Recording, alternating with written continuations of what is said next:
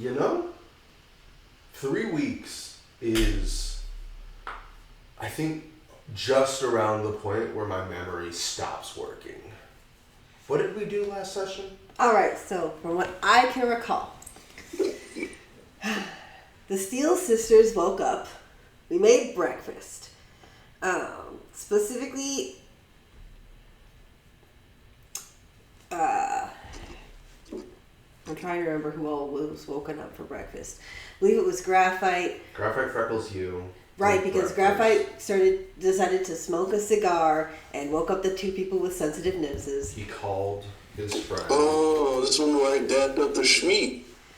Yeah, that's, you came downstairs for breakfast. The one Steele sister came down for breakfast, Hitachi, put her dick on the table because I don't remember the exact reason Somebody brought up anymore. the fact about Graphite's dick. And then you dapped up her dick. Her sister came down and questioned what the fuck was wrong with her that she just decided to have her meat on the table. With the food. With the food. Reasonable crash out. Specifically, she asked, what's going on down here? And Hitachi said, breakfast. It's like, no, you dumb fuck. Why is your dick on the table? Reasonable crash out. Reasonable crash out. Okay. I remember now. I just needed bearings. Prior to that, Graphite called his best friend, who was working in the Ronin expedition. Prior to that, the night before, you guys had a barbecue, made a deal with Scooter Fabuda and their mercenary group, and you're now in a kind of partnership, 30-70. Scooter gave you guys some space to go over that meeting again. Bon near came to tears because Lady Dove still cared. Tuesday and Nicole figured out that there was hidden meaning in her words, and that still cared extended almost entirely to the idea of Bon being some kind of interesting subject to Lady Dove, and the still caring was purely in a scientific manner. And Bon then proceeded to cry actual tears, not in happiness, but in crippling despair. The night got freaky. And not in a sexy way. Yeah. Let's got covered in chocolate sauce. He took a bath. Nicole almost begged him to go fuck her sister. He declined. As he is right to do. Especially it's like, excuse me, she's currently crashing out. I don't think she wants sex. You guys, prior to that, performed surgery on the Steele sisters. They have full recollection of their pasts. They no longer are bound by their orders, and they will no longer implode upon disobedience. Yeah. We also that was part of the morning thing, was asking Hitachi, how are you feeling? She's like, that's a bit of a loaded question. She's like, no, I meant physically. Oh, okay. Yeah, I feel fine. How are you feeling? I'll tell you when I have the answer. No, like right now, how are you feeling? We just performed surgery. That's why my body hurts. Got it. Yeah. It's like, no, I'm an Oni. We recover from shit like that. It was like, no, I'm the doctor. I need to know how you're feeling physically. Yeah. Anyway, dead horses aside, you guys are on the road to Schwebenwagen. You've got a 14-day trip via Birdie. And Alex was going to spar with the one sister. Probably. You are eating breakfast. We were around there. The breakfast thing. Right. Last I heard, Tuesday and Alora were still up in bed. Boning. They're eating. One of the two.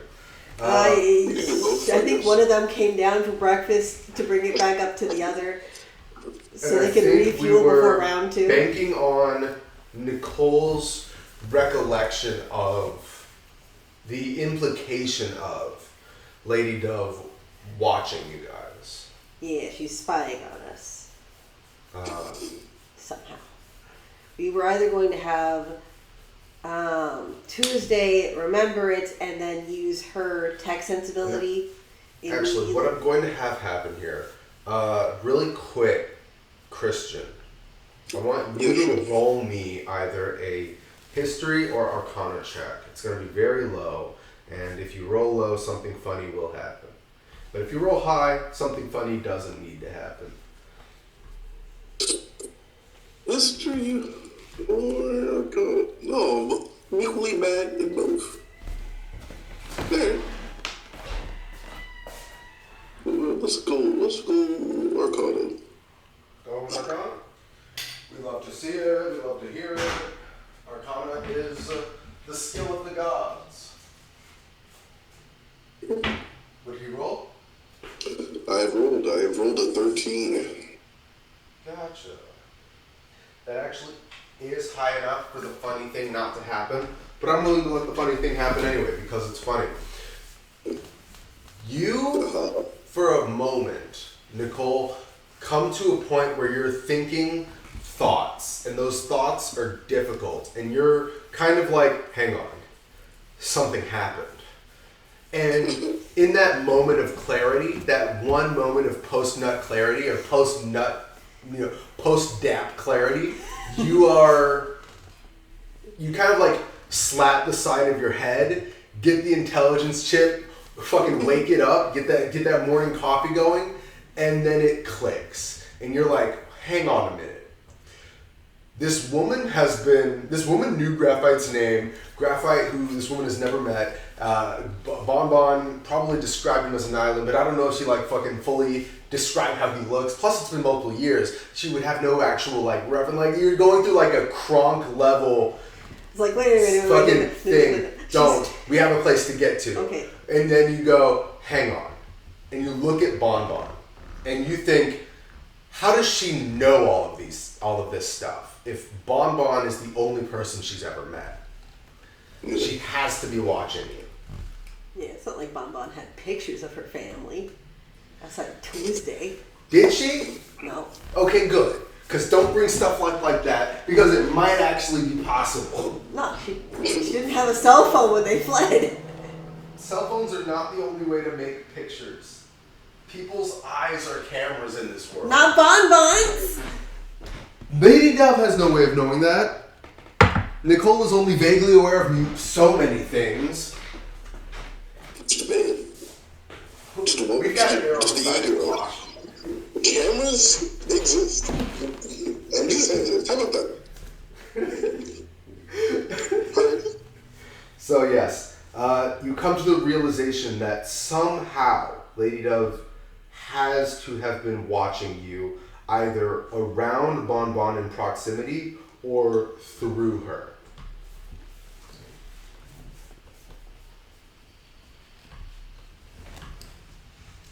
Do with that information what you will. I will. Me and Kitty are gonna dog. You amble up to Kitty, who is positively stuffing her face with chocolate chip pancakes. Right, because you have chocolate chip pancakes and blueberry waffles. Yes. Which arguably are better reversed, but we're not going to get into that. Yeah, I was going to bring that up in the original, but I'm like, let it be. Well, of The course, blueberry since waffles are she clearly lost to me, like purple now. I must antagonize her. Fuck. He sees you You coming. silly fucking loser, I need your help for a second. Immediately she closes up in on herself. She goes, yeah, what can I help you with? Hey, I didn't mean to call you a loser, but you did lose. But is there any way to, I guess, maybe watch someone with like some weird biological way? What are you asking me right now? Oh, can you, like, I don't know, do a scan on Bon Bon? I just want to make sure there's something strange happening Yeah, with us. I can do that. Shouldn't be an issue. Bon Bon, can you come over here? Sure. Freckles, can you make sure that nothing burns over here? You got it, boss. I'd like a gently rub Kitty's back and give her some environment inspiration. Okay. I mean, it's a spell, so she doesn't really need it, but I will take it. You're not getting it back. It comes back with a short rest. Fuck. You step up to Kitty, and you see her eyes begin to glow blue for a moment before they shift to like yellow, and you see code kind of running around the iris for a moment. And she kind of looks puzzled for a moment as she looks you over, and she looks over at Nicole and she says, okay, now this is normal, but I've never seen somebody with less cybernetics. Oh, yeah, something freaky with me. My body doesn't let me have cybernetics. They just fall right back out. Your body rejects cybernetics? Entirely, yep. That's why I have to splice things. You have exactly one cybernetic in your body. Excuse? As soon as Alexei sees that, he's going to activate his eyes Alexei, on her. you look at Bon Bon, and a person you all have known to notoriously reject augmentation, modification of all sorts, and yet inexplicably, somehow, perform tech, just use tech like it's nothing, was, for the last 14 years, chalked up as one of the wonders of the world. Complete anomalous behavior, just something that happened that you guys wrote off. And yet, as you look at Bon Bon's body, something does ping. Something that you never thought to check for before, because you bought these like 3 years ago, and for the last 11 years before that, Bon Bon was just a statistical anomaly. But right there in her frontal lobe, there's a chip. Can you turn that shit off? I was trying to stop. I hear myself and I'm like, who is that bum ass nigga? In my ears and shit. Now you know what it sounds like when you hear a nigga balding. Fuck you.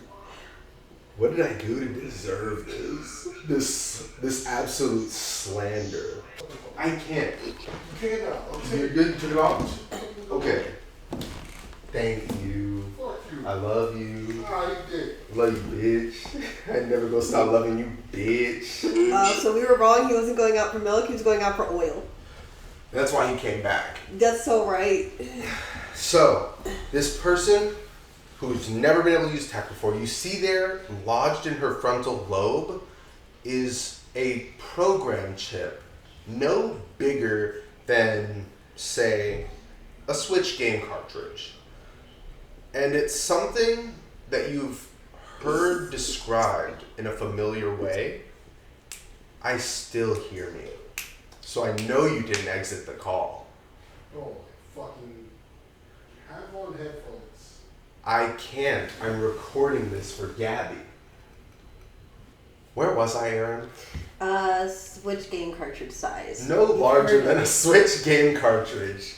A chip that you have heard described to you before from Bon Bon as being found in Tuesday. And Graphite, I believe you also told Alexi that you have an Engram chip because you had it found when you did your physical for the corporation you both worked for. It's fits within the parameters of my knowledge. Alexi, once Yes. is neat. Twice is a coincidence. But 3 times is a pattern. All of you came from the same place. It stands to reason that perhaps all of you have an engram of some sort. It also stands to reason that this explains her inexplicable use of tech, despite her rejection of modification. But Alexi pales a bit as he kind of realizes this, and is going to, in the best way he can, If I may, reveal this revelation. just before you reveal this revelation, just to give you a little bit of reassurance, Nicole is standing adjacent to Bon Bon right now, which is something that you've never also thought to look into. You see an identical chip in the absolute mess of cybernetics that makes up Nicole.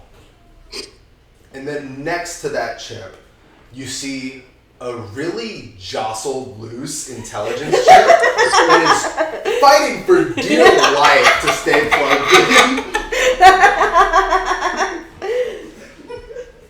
We should really get that fixed.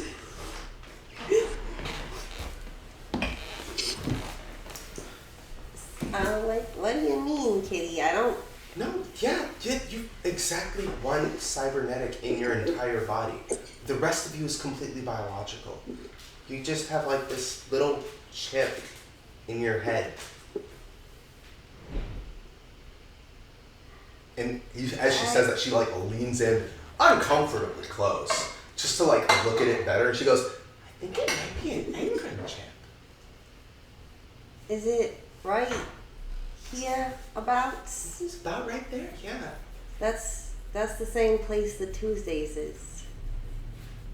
Well, surprising as it is to find out that you all have engrams, it's not entirely unbelievable if you all came from the same place like you told us.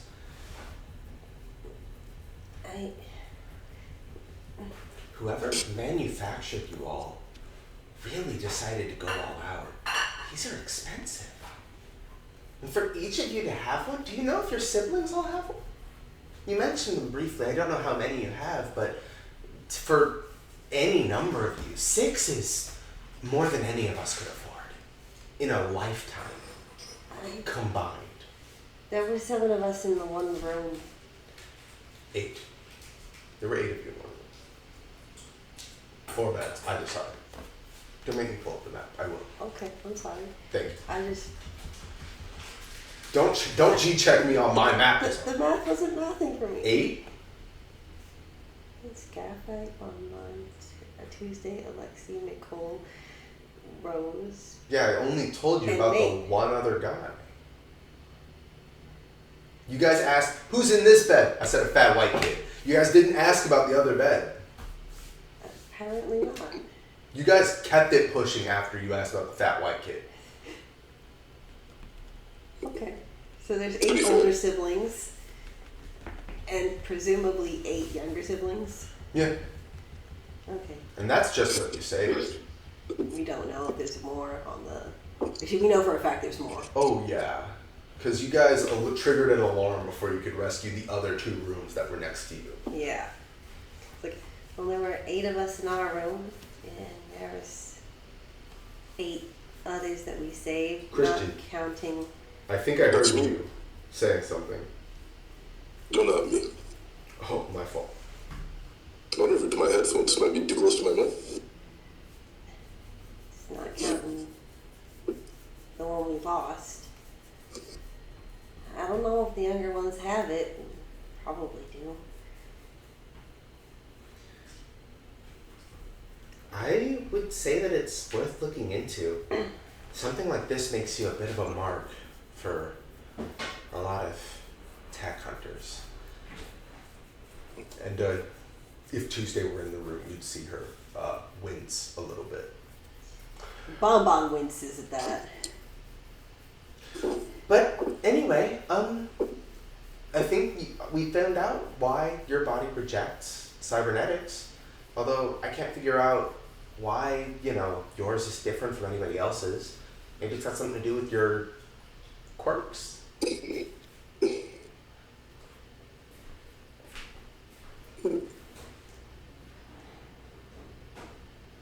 I'm sorry, it's a little odd to take in that there's why turns to Nicole. Why'd you have her look into it now anyway? Katie will also look into Nicole. My dear sister, The intelligence unit is helping on first line. talk in private. Sure. Me and my mom are doing the screwing off to just some private room. Oh, okay. Yeah. Seems like it. Well, I isn't where the loose chips randomly decides to work in my brain sometimes. Upon dapping up some schmeat, it kind of fell into place, and I started reflecting on some past nights, as it were. The conversations with Lady Dove, something about it just didn't sit right. It seemed like she knew too much, like she was able to perfectly recall who Graf was, and the more I think about what it sounded like she was looking for some project that she was working on for some time. Maybe she lost it. Maybe at the same time we got free, perhaps, but it just seems a little too much for it all to be coincidence, don't you think? Right. Huh. And you know what? She will, in fact, brain blast us because while she has called her older brother Graf, she's never called him Graphite in front of her. Oh, fuck! The plot thickens! She called, and Lady Dove specifically called him by his full name. Full government! Not his full government. Type shit! That's his whole ass, however long, cold, silken, whatever, graphite skin. You don't call him by that full name. Respect my long given name. That's the matter, yeah, I feel you. But she only ever calls him Graf. Ugh. It'd be like calling Nate Nathaniel. That's his name, man. That's just his name. Hey, Nate. It's Nathan, actually. It's Nathaniel. Whatever you say, Nate. Hate you guys. That's up, Schmeat.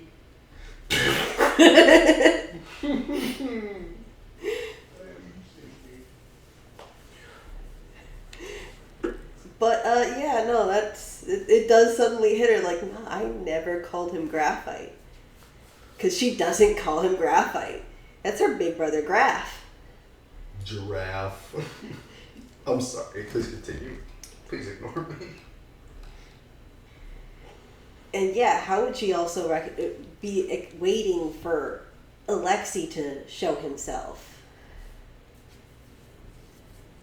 Yeah, sure, she could have expected there to be another person. Why would she specifically know it was Alexei that she was waiting on? Did I say Alexei's name? She said, yes, the Gabo. Like, Oh, fuck. she was waiting for him to reveal himself. How would she know? Hey, honestly, I just remembered the graphite thing. Like, you're picking up on shit I didn't even notice at this point. And quite frankly, it does work. The DM's getting brain blasted too. No, literally. Like, I left behind a few too many hints. A few more hints that I didn't notice beforehand. So you wanted her to check to see if I'm bugged? That was the check. I figured there's only one person who might be able to, who she would have been able to contact, to maybe find out all this information or maybe know all this. Well, if there's something in the engram, it really can't be taken out to be studied. It'd have to be studied with it still being inside. But how would you even gotten something in there? You'd have to get... I don't really know all of the ins and outs of coding that kind of stuff. I just kind of knew it was there and knew not to mess with it on TV.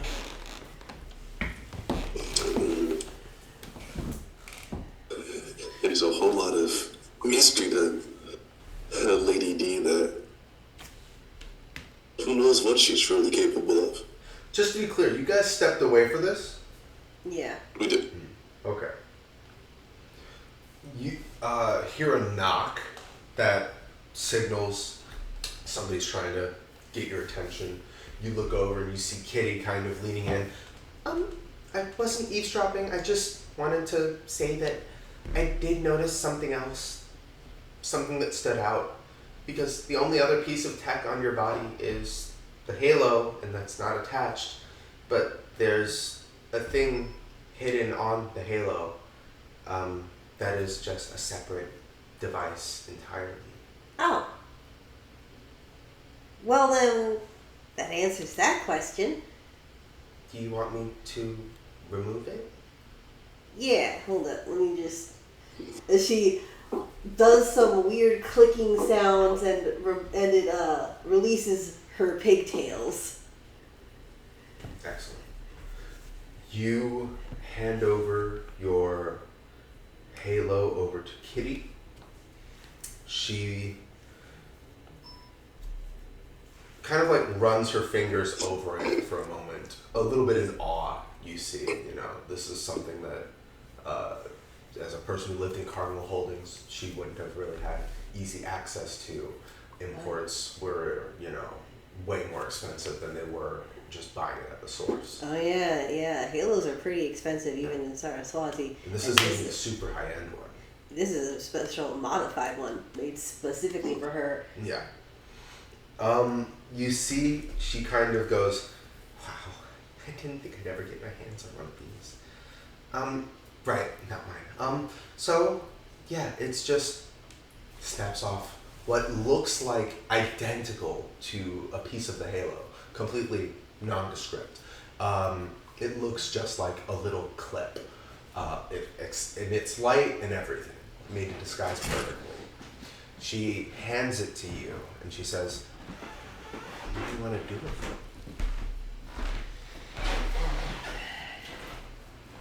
I mean, on one hand, we are being watched, monitored, but I mean, we were being watched on Birdie anyway.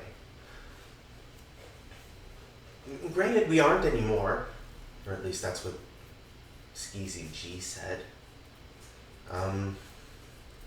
Still, we do at least know that Lady Dove, in some way, shape, or form, is interested in your prolonged existence.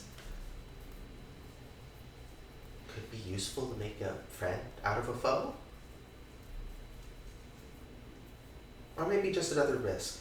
Scooter does often say that I'm too... She says naive, but I think that's hurtful. I'm trying to find another word, but... You're kind. Yeah, that works.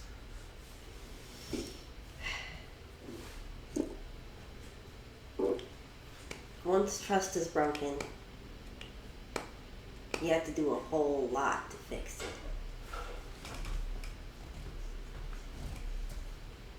And apparently, that trust was broken years ago. I want this thing gone. Okay. I can destroy it for you. Thanks, Kitty. Of course. And Kitty will step out of the room to let you guys continue talking.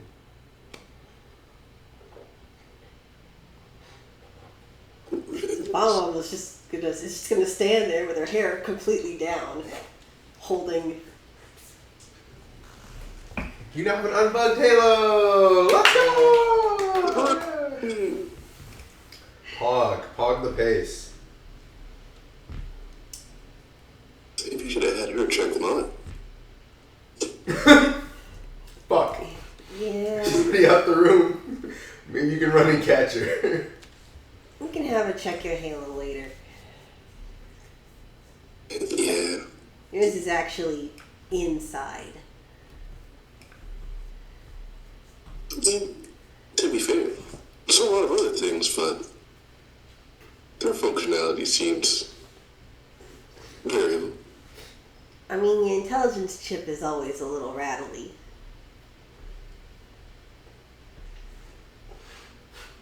What can I say? I love folk. As you say that, the chip snaps back out of place, fully just like, I did what I gotta do.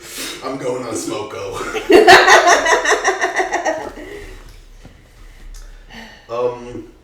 Now I can't help but wonder what's in this engram. What's in all of these engrams? Like, I don't know, but it's like chips and stuff, right? Oh, Who knows? yeah. She'll pat Nicole on the shoulder, realizing, yep, she just got back to getting the Valley Girl. There is a vague part of you, Nicole, that understands you're being patronized, but like, who even cares about that? Like, it's even important, really. That just means that they're being nice to you. You know what? It's fine. I'm gonna go meet Kitty and Street Fuckers again anyway, so. Remember,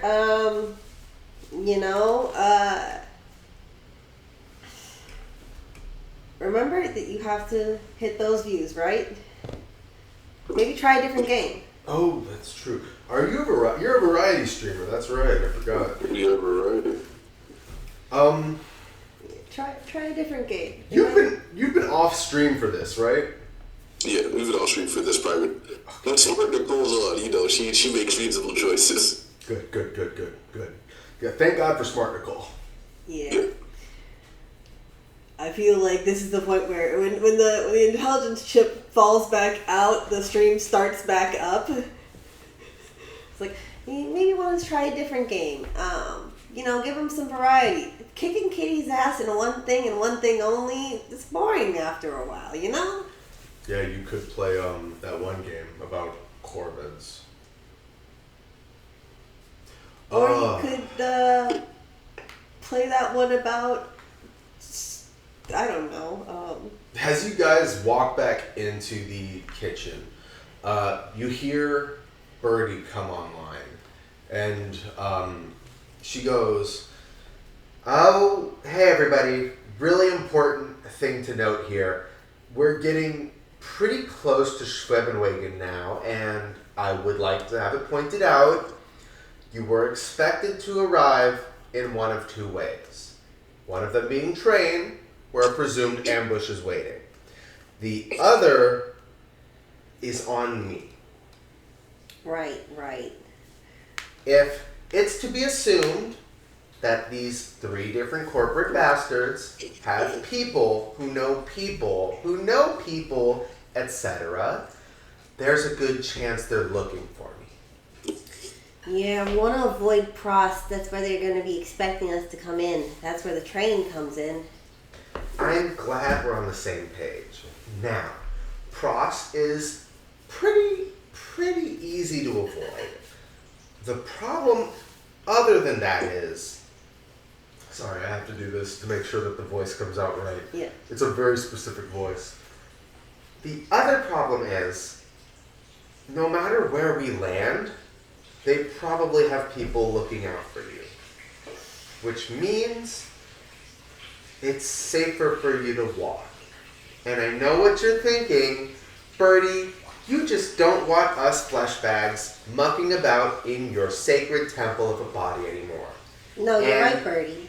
Oh, good, because I was going to say that, yeah, I don't want you in here anymore. As unfortunate as it is, we might need to try and cut through the morning wood and get, I don't know, into... I mean, it's possible we could go through the Lost Mega City. Best I can do- It's probably our best bet to an actual town.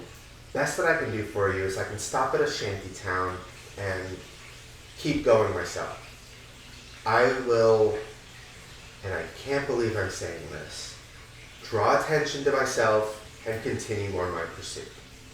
You guys hop off there and make your own way. We can meet back up wherever, I suppose.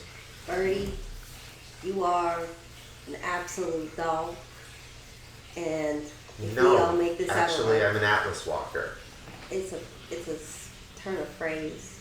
and I'm just fucking with you. Everybody off, and you guys feel Birdie rumble to a halt, slam into the ground, and then a stairway rattles out from her front entrance, leading to you guys to exit whenever you want. Like, thanks, Birdie. One of these days, we're gonna get you a digital orgasm. Just you wait. No, I forgot I had this. She says, in response to you, "Fuck off, Graphite." I just put the thumbs up. If we make it back to you, Birdie, I'm paying for a maid service for you. I'll be thinking of you, Bon Bon. Keep everybody alive. It's what I do best. At that point, Birdie lurches to a stand. Her stairs rattle back up, and a puff of it's aesthetic. It's purely aesthetic, like an Yeah. aesthetic puff of smoke or steam.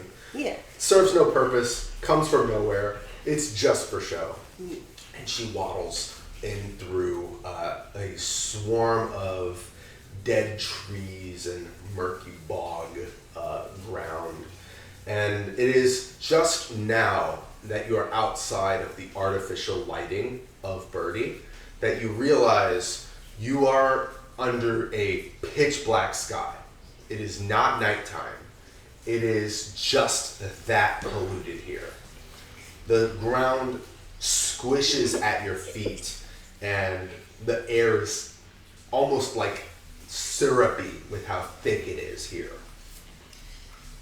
It smells of death. It feels like you're walking through tangible air. Alright, so Bon Bon's going to go through the backpacks and find the Respirate. respirators for everyone. Yep. You guys all slip them on. And you need them to live here, to go through here. Yep. And at this point, Scooter, Kitty, and Diego are going to approach, and they'll say, "All right, this is where we gotta split up. Obviously, we have a partnership going on, but we all need to cover ground.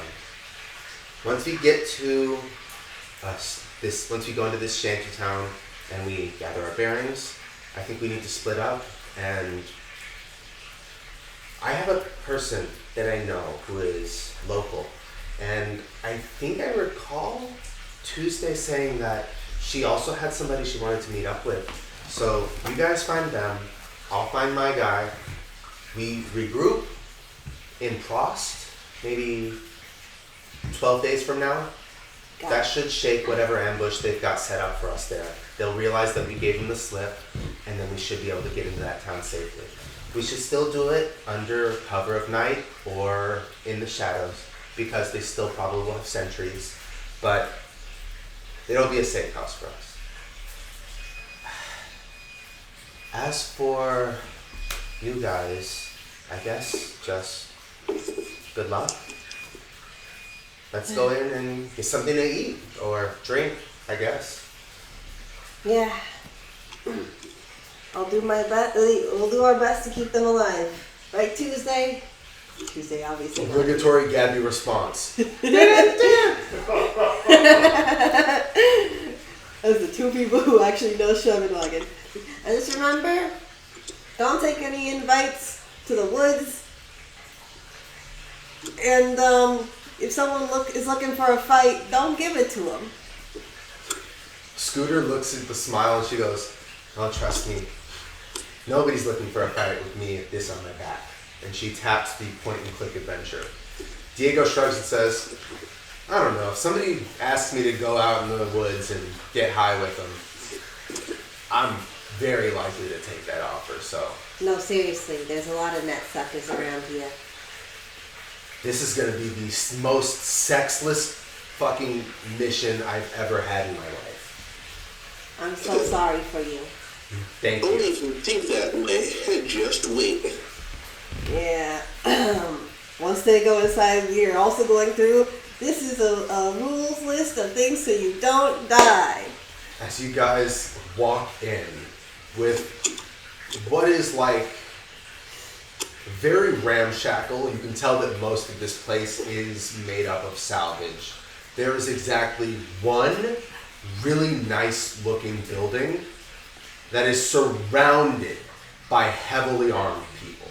All right. There are searchlights posted on the many corners of the building. It is surrounded by flatland that you can tell has been pounded down to allow for approach. Trees have been chopped. The ground has been salted and burned. Nothing grows here, but also nothing goes here. Fantastic. You come up to what appears to be a very rough and tumble building. But while it is surrounded by all of these very obviously mercs, everybody seems pretty cordial with you, except for Bon Bon. You are getting so many looks, you and Freckles both, for obvious reasons, I would think. Obvious to Bon Bon, probably not obvious to Freckles. Yeah, Freckles, not used to being looked at like this. But you step inside, you get let in to Ward's Turnbuckle. This is a quaint little tavern, bustling with activity. There's a job board, there's a notice board with missing people, and there is a watch board for where not to fucking go. And then at the bar, the counter, there is Ward himself. This is a man who looks like he chews gravel for breakfast. This guy looks like he fucking keeps nicotine patches made out of ground up concrete under his tongue. He like spits every 30 seconds into a fucking spittoon that always seems to make a sound no matter where he spits. There always seems to be one. You can't find it. You never see the spittoon. But he's spitting it, it's there. Yeah, that audible, literally, ping, it's every time.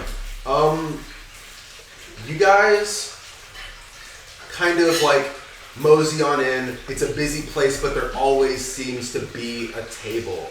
And in fact, you guys step up to an empty table, take a seat, a waitress swings by, and she immediately gets to, serving you guys drinks. And she's a quite cute looking girl, just, what do you call her? She's got like silvery hair. She's a street elf. Okay. Silver hair, the pointy ears, full 9 yards, green eyes. I have a token for her if you'd like to see it. Sure. Yeah. If you're offering a void, There she is. zoom in, enhance. Oh yeah. There we go. Oh, blue eyes. I'm sorry. I'm so sorry. It's blue eyes, not green eyes. It's I okay. apologize. We understand. I'll kill myself right now. Don't. Yeah. She comes up to your table. Fuck. Sequence breaking. I've skipped steps. Pretend we had a conversation about it. Hitachi and Kie left too, Okay. for personal reasons. They didn't say they were going to get anybody. They didn't say they were coming back. They said, till we meet again. If you guys want to say anything to them, Patrick, I know you wanted to spar with Hitachi.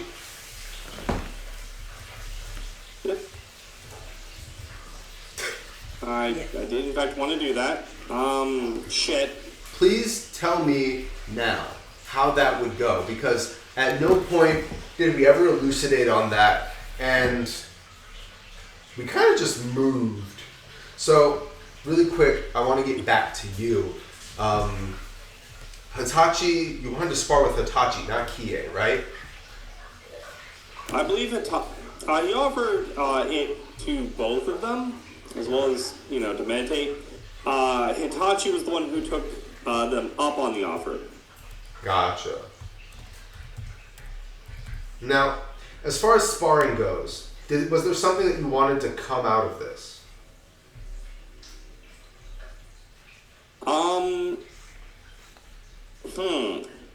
A good question that I'm trying to figure out how to word this correctly. Really, for Alexi, this was sort of almost a meditation through movement and combat. Tantric sparring, got it. Yeah.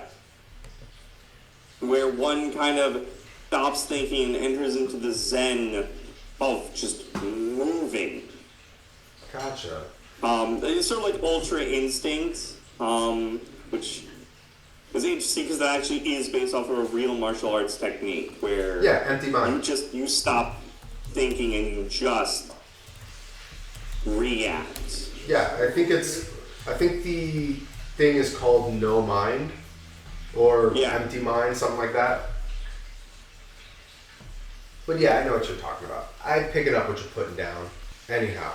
It's also a way for them to become, better by refining their own techniques.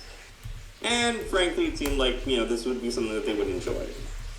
Yeah, absolutely. Friendly bonding. You guys kind of take a moment as you step out of Birdie, and as an aside, you offer this moment to Kie and Hitachi. And let's say that they haven't split with you guys yet. You're just outside of town, so that you're not getting looked at funny. Because they're still Oni at the end of the day. Yeah, those are only usually in the desert. Yeah.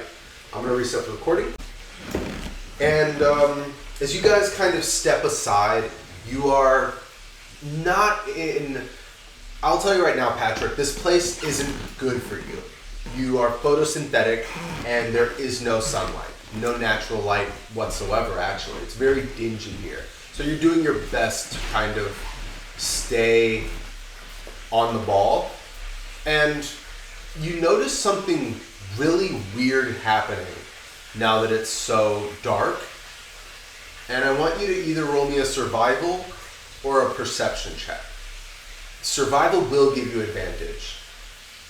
And then I will roll with survival. With a survival check, let's see. 22. God almighty. You notice that while your immediate reaction of feeling lethargic here, it's not actually happening. It's kind of like, what do you call that? It's kind of like placebo a bit. And you realize you're radiating from the inside. Your fire engine in your core that usually only pops up when you're taking damage in conflict, it's kind of heating up a little bit, and you realize that you're internally photosynthesizing.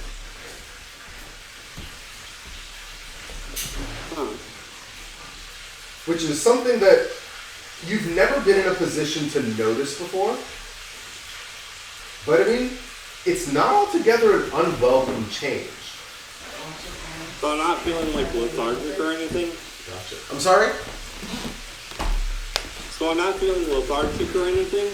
No. You feel just as you would if the sun had been shining on you normally. Okay. That's wild. It's phenomenal. So, Hitachi and Kie join you outside. They've got their clubs, but they set them down as they realize that this is more of a light spar as opposed to a full hand-to-hand thing. It's Hitachi who starts first, and she goes, so, what kind of... Just to be clear, you are asking for this. We are Oni. We're kind of known for breaking people. I don't want to hurt you, so how are we going to do this? I suppose non-lethal strikes would be the obvious answer. Can you repeat that? Non-lethal strikes would be, obvious. Oh, yeah, of course. I mean, we don't want to hurt you. I guess I was more thinking, like, are we doing hand-to-hand? Are we doing weapons? Because, like... Well, Alexei taking a form, I'm more specialized in hand-to-hand. You? I think he said I specialize in hand-to-hand. Gotcha. Because it's not easy to understand you. Yeah, unfortunately, I think you might have to eschew the Alexi voice. Yeah. Because Az is frying chicken right now. In the other room, yeah. It is the perfect... I'm sorry. Perfect timing. Alexi's voice is just naturally very... We know. We know, that's why we're saying eschew it. Okay. Because right now, I can't understand you with it. I think we should... I'm more specialized in hand-to-hand, so... That would be the one I'd prefer. Gotcha. And immediately, Hitachi throws a punch at you. What's your armor class? Can I try to Yeah, wait, actually. This is supposed to be a spar. It's not combat. Give me an passive either... defense. I'm going to take the dodge action. Oh, I was going to say, like, give me an acrobatics check. Oh, okay. Cool, then. Yeah. And you're on guard right now, so with patient defense, I will say advantage. Yeah. A 19. That's good. She's just going to take a And swipe. armor class is 23. Got a damn 23. That's great. That's fantastic. I roll a nat 1. I assume then instead Alexi's going to, as she goes to throws the punch, Alexi's going to dive to the side, grab the arm with his right hand, and then use that and their own force to propel them into a kick to her neck, to the side of her neck. Now, do you follow through or do you stop short? Side of the head. Flat of the foot, again, this is a non-lethal hit. So, non-lethal damage. Got ya. Yeah. You crack your foot into the side of her head. Just a love tap to show her, hey, you're throwing it full force, but that's not what we're doing here. Just as like a gentle reminder. And she falls into the sod and just kind of like is coming to terms with a lot of things right now. A person who is less than half her height just very easily could have put her on her ass, but just did a simple redirecting of movement into a playful kick. And you can tell there's a little bit more respect there than there was before. And she kind of like slowly stands up and says, yeah, I think this is more my sister's speed. 'Cause I don't think I'm in the mood to be humbled. That's valid. Do you want to watch that? Can you repeat that? Would you want to watch then? You see her pull a beer from absolutely nowhere, and she sits down into the murk and goes, yeah, sure. See if I can get a hang of this just from osmosing nerd lore. And you see Kie is mid kind of like Tai Chi movements as she prepares to join you. Oh, shit. She got animal cheese? She got... Alexi will put his left fist into the palm of his right hand, cupping over, and he will give a slight bow to her, as is customary. Kie will match you, and she will give you the same. And then they will enter into a loose fighting stance.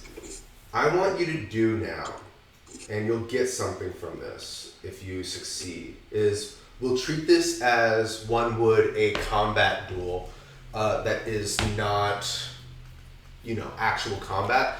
I will let you choose one of three methods: acrobatics, athletics, or straight up melee attack, and I will match whatever choice that you make with Kie. Well, I think acrobatics and unarmed striker are the same. Sure, but it's all about flavor. So here. definitely not athletics, by the way. Athletics is a 0. One moment, I'm being called. Going back to the inside of the bar, Bonbon, you have this street elf coming up to the table. The rest of you kind of are milling about. Graphite, you are now vaguely aware that there is a a notice board saying like, hey, watch out for these Beastmen hosts, watch out for these Beastmen throngs, watch out for these locations. Graphite definitely takes. You know how people just rip the shit off the fucking board. 100%. This is mine now. Okay. They're digital charts, so like you're just like downloading them. Oh. They disappear, and you're like, all right, that's mine. This one's mine. That one's mine. That one's worth 1,000,000 creds. That's mine. You now have a small list of bounties in your collection, in your codex, as it were. You've never met any of these people, never heard of any of them. You don't go here, but now you're going to start going here. So yeah, when it's pertinent, I'll give you a name, and it'll be a job. And Graphite subtly nudges over to Nicole, just like, want to go bounty hunting? Probably good for the stream. And then he walks away. Oh my god. I would love to hunt Chat. like that would be so fucking sick. Chat blows up. They're like, bounty hunting stream! Bounty hunting stream! It's gonna be a whole fucking half-month bounty hunting stream session. Let's go! I mean, to be fair. So yeah, this street elf approaches the table. She's been handing out drinks. She looks pretty well kept, pretty clean, but everybody looks actually pretty clean here except for the mercs. So this shantytown takes good care of itself. Yeah. Even if it's on the outskirts of Schwebenwagen, you understand as a resident of this place, even the outskirts are hell on earth. Yeah. If not especially, because it's easy to get marks who aren't ready for Schwebenwagen. Yeah. So for this place to be here this long and for the civilians to be this nice, these people are pretty credibly about their shit. Yeah. They know what the fuck they're doing. You notice, give me a perception check. No advantage. Yeah, because this is going to be I'm sure. Dog. Wait, let me check, make sure I don't. Okay, it's not. And Patrick, I did hear that you're back. We will get to you in just a second. You don't notice anything. Shit. She comes bearing a tray, has some drinks on. She's about to go help another table. Hello, welcome to Ward's Turnbuckle. We have a number of variety of drinks here. A little bit busy, as you can see. Just wave me down whenever you're ready, and I'll be here to help you with some drinks. Okay. And she scurries off to the next guy to pass out some drinks. You guys are seated at this table, and you're kind of just like getting your bearings, figuring out where to go next. You know, you're in the outskirts of Schwebenwagen. Mm-hmm. There's any number of shanty towns. This is the shantytown fucking, what is it? Capital of the world. Yeah. Hundreds. Absolutely hundreds. Good, bad, everything in between. A couple of locations do stand out. Mansylvania. It's a paradise for women. Spider Heights. It's surprisingly functional and safe from beastmen due to its interesting location. Unless you find ones that can fly. Unless you find ones that can fly. They fly now? They've been flying. You can just fly? Oh, I you know hate what? to I break it forgot. I have art of Bonbon of what she's wearing this time. Oh yeah. Totally. If you want, you can post it in the Discord. Sure. So you guys have this tastes good as shit. So you guys have a lot of options, and you're kind of just getting your bearings, figuring out what to hit. Like I said, Graphite has started taking up bounties. Nicole, your stream is going nuts as they point out particularly famous bounty hunters. One bounty hunter called Reckless Joe comes up to you. He's missing an arm. He's got a peg leg. His two eyes have been fully replaced with like inlaid goggles that like extend when he needs to zoom in on things. And he's got a mohawk made of spikes. And he comes up to you and he says, "Oh my fucking god, are you Nicole? Are you fucking Streamer Chan?" I didn't say Nicole. I said Streamer Chan. Nobody knows your actual government. The one and only Streamer Chan at your service. Holy shit! I'm a tier 5! I didn't even know you were gonna be in town! You went dark? Yeah. Honestly, now that I think about it, in this capitalist society, tier 5 doesn't even seem like it should be that high. We should be in like tier 50s. Twitch only goes to tier 3! This is hell. I hate to break it to you. Yeah, he's a tier 15. So yeah, he's tier 15. I'm a tier 15. I fucking love your stream. I didn't know you were gonna be here. You just fucking popped up and I was like, hey, I know that tree! I chopped that tree! Ooh, I'm so happy you support the stream. Welcome. Hi chat. What are you guys, your siblings are here? Fucking, I've been saving up to get to Cardinal Holdings to visit the Moonlighter, but like, you're here. I am here, and Moonlighters come to you. He immediately tears up. He has to like look away. He like doesn't know what to do with himself. His biological arm, he like punches a table, and he's like, the table fully does a 360. And he's like, "This is the happiest day of my fucking life. This is the happiest fucking day of my life." Chat is immediately going, "Oh shit, is that RJ73? They found his fucking username. This guy is so active in your chat. You've thought about modding him before, but like it just wasn't in the cards. He was just too busy at the time to like be regular in your stream. But when he is there, he's like super active. Very nice dude in the chat. He like points out when people are making fucking offhand comments that the mods don't catch. So he like calls out. He's fucking whistle blows for people that need to get banned. Dude's actually like super respectful. In the Discord or whatever chat service we're using in year 2500, he's like always posting about his kills. Fucking just really stand up chatter. Alright guys, let's get a super VIP for RJ73. Mods, go ahead, give it to him, he earned it.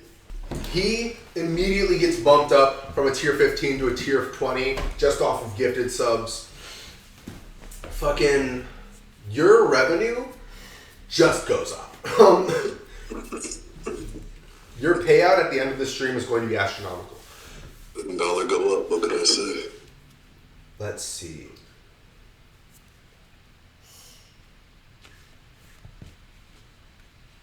As you, Bonbon, are settling in here, going over a map, Graphite, Tuesday, Elora, Freckles, Wetzel, you're like round tabling it. You hear in your ear, like she was right next to you, Lady Dove says, Bonbon, I don't believe you understand how important it is that I keep an eye on you in this place. There are eyes everywhere, hunting you down. Nowhere safe. But if you would like an olive branch, I know some things about you. From personal study, obviously, since we're putting all of our cards on the table. I need an ally that I can trust in this town. I need somebody that I know will be able to take care of the ghosts that I've awakened. And I know that you don't trust me, but I would like you to. I'm sending you some coordinates. Go there if you would like to learn some things about yourself. Or don't, and risk whatever dangers lie in wait for you in Schwebenwagen or from my daughter. And then you hear a click, and you feel something buzzing that leaves your ear. And when you go to look, it just looks like a literal insect. Oh, love that. Yeah, that touch well in the spirit, I think. Roll me another perception check. Okay. With advantage now that you're on edge. Sure. Yeah, that's great. Love that. 15? We love that. We love our queen getting stalked. Yeah, I need to really up my wisdom here. That's supposed to be her high stat.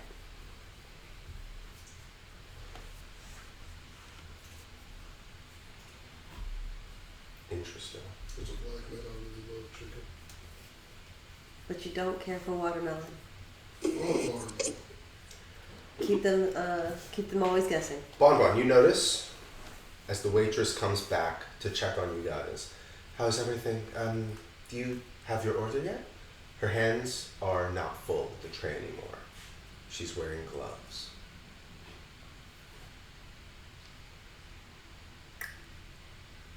Of course.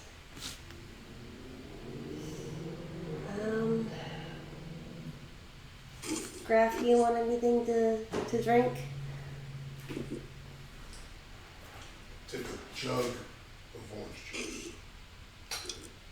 That might be a little hard to get here. Graphite. You're an enforcer.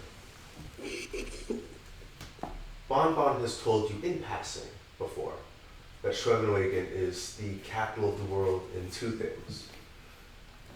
Beastmen and hacked. Would you be looking? Yeah, I think actually when I first entered like a setting that we would sit down at, I'd pop off one of my divine senses. Okay. To look for hacked. I think I don't know if they smell funny to me. We never really discussed what tech sense I would get from it. How do you want this to manifest itself? How do you sense them? Is it a scent based thing? Do you get like an alert ping? I get an alert ping on my Digimap. Your eyes flood with pop-ups for a moment. 7. 7. The woman in front of you is a hacked. She doesn't look it. Not like any hack you've ever seen before in your life. And you remember another thing that Bonbon told you. Net suckers are hacked. And you said 7. And you can always tell a net sucker by their hands. That's what Bonbon immediately clues in. She was weary by the big castle, but this just puts it in. Oh, this isn't a castle. No, there was. You said there was one. You're asking. I said this is the nicest looking building in the shanty town. You're right. And it's just really well put together tavern. Like there's a bunch of like makeshift houses surrounding it that look awful. And then there's this that looks like a traditional bed and breakfast as you would see it. Okay. Yeah, she's been a little bit weary since that point because Yeah. nice buildings when everything else is shit usually means a net sucker lives there. I gotta find a better name for divine sense, like enforcer mentality. I think it has a name.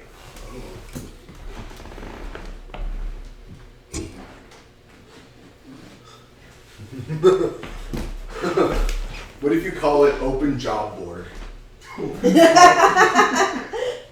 Pretty crack, I'm not gonna lie. You're just like, all right, let's see what's on the hunt list. I'm surrounded. Fully just there's a lot here. Wait, what about the guy that's going off on streamer chat? Going off on stream check? Jeff, honestly, not a net sucker. Hell yeah, we love that. Or Joe, sorry, Reckless Joe. Reckless Joe, not a net sucker. His name's not actually Joe, by the way. It's Tyler. Fun fact. None of you know that. It's just funny. No, I love that for him. I personally hate Yeah, Bonbon does look her up and down a bit. How obvious do you make that? Graphite nosebleeds a bit. Ooh. Not as obvious as he's making it. I'm gonna roll a thing real quick. You guys keep It's talking. more of she looks at the gloves and then looks back up at her and gives her a smile. Interesting. Roll me a stealth check. Yeah, that's fair. How did that go to... Right. I don't know if heavy armor counts for this. It's kind of a stealth type No. check. No, this would be just neutral. Yeah, so she just gets a 16 on it. I forgot that Gotcha. she gets a disadvantage on that as a general statement. A 16 does beat. She doesn't notice. She returns the smile and she says, well, if you still need some time, I can just do my rounds and I'll be back. Got anything with lemonade? I can ask the owner, but I don't know offhand. I'm sorry. I'll be right back. Okay. As she goes, you look over, following her, kind of just like subtly. Again, she doesn't notice. The owner, Ward, grizzled man, not wearing gloves. Nice human hands. Does this place feel like it's been desecrated? No. This place feels, in fact, consecrated, or the equivalent. It is a safe house, a sanctuary, if you will.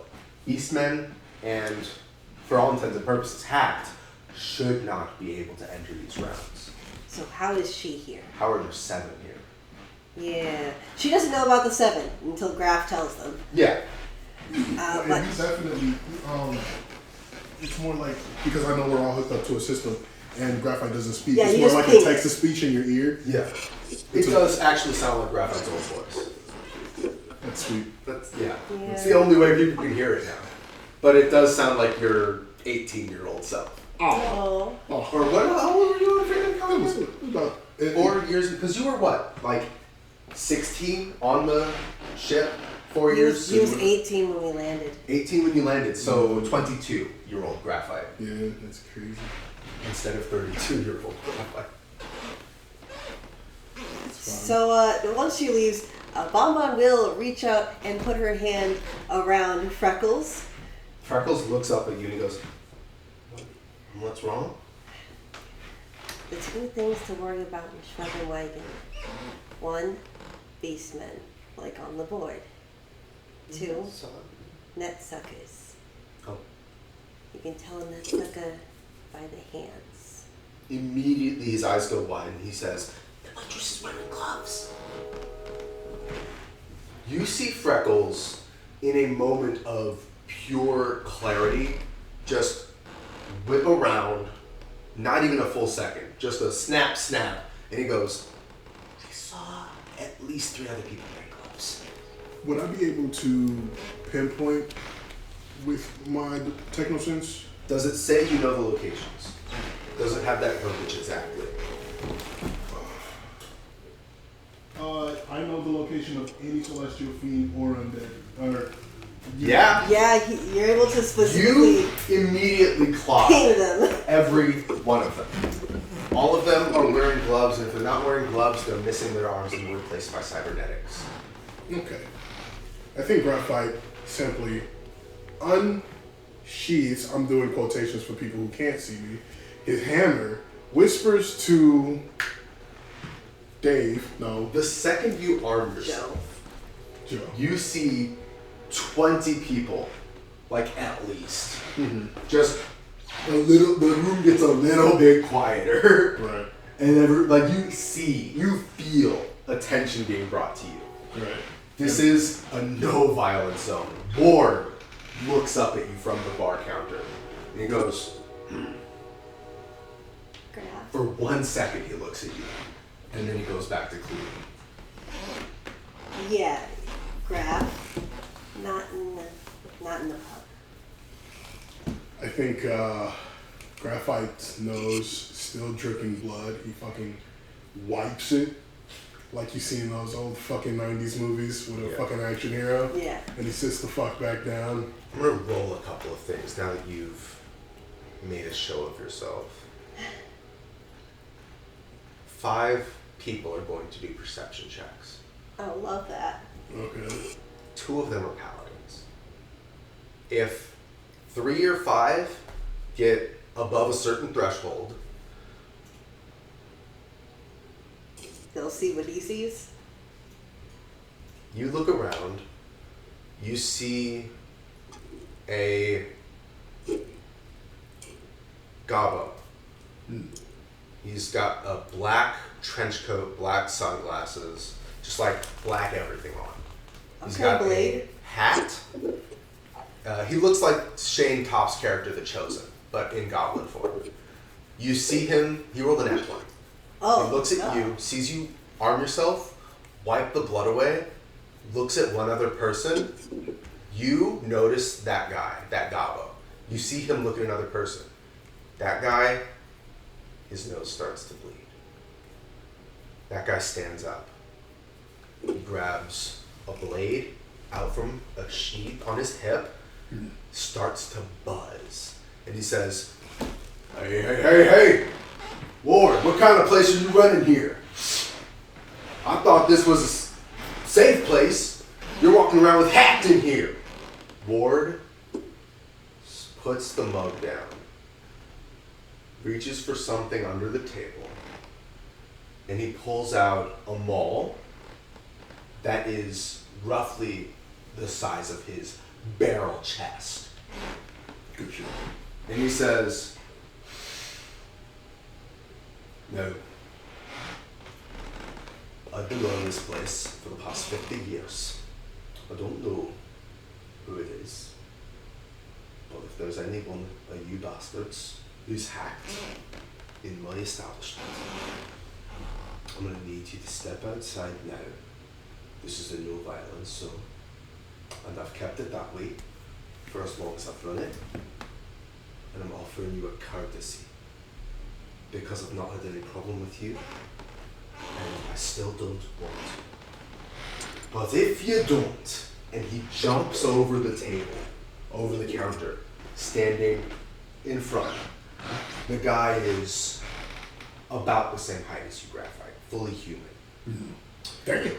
And he says, if you don't, I've got a couple of folks in here that'll help me track you down, and it's not going to be a problem anymore. You know what? As a cleric here, Bonbon will actually also, if Graphite is getting up. Oh, he already stood up the Yeah. moment he jumped over the table. There's Yeah, she'll get up with him. pure silence in the room. And we're going to go back over to Gabo and the Onis outside. Outside! Hey, Patrick! You're still with us? Hey, Patrick, you're still with us? Alright. Yeah, I'm still with you. Great. Please save me from this. You are sparring with Kie. What I need you to do is beat her in whatever role you want to start with. And then I'm going to go, Okay.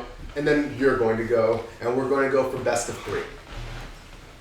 Okay. Now, actually, we can do this one of 3 ways.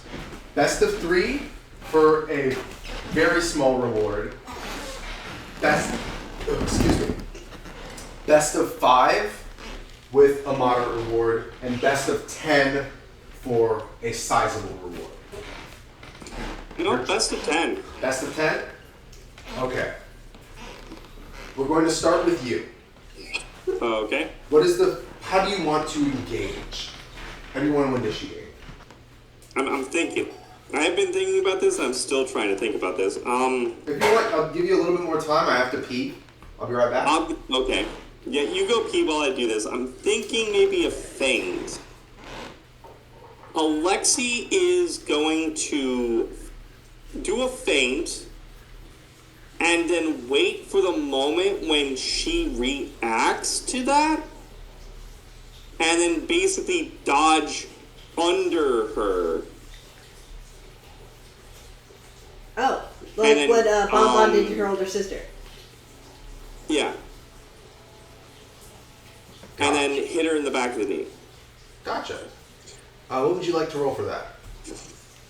Acrobatics. Okay, then I will counter with my own acrobatics. Go ahead and give me that at Nooch.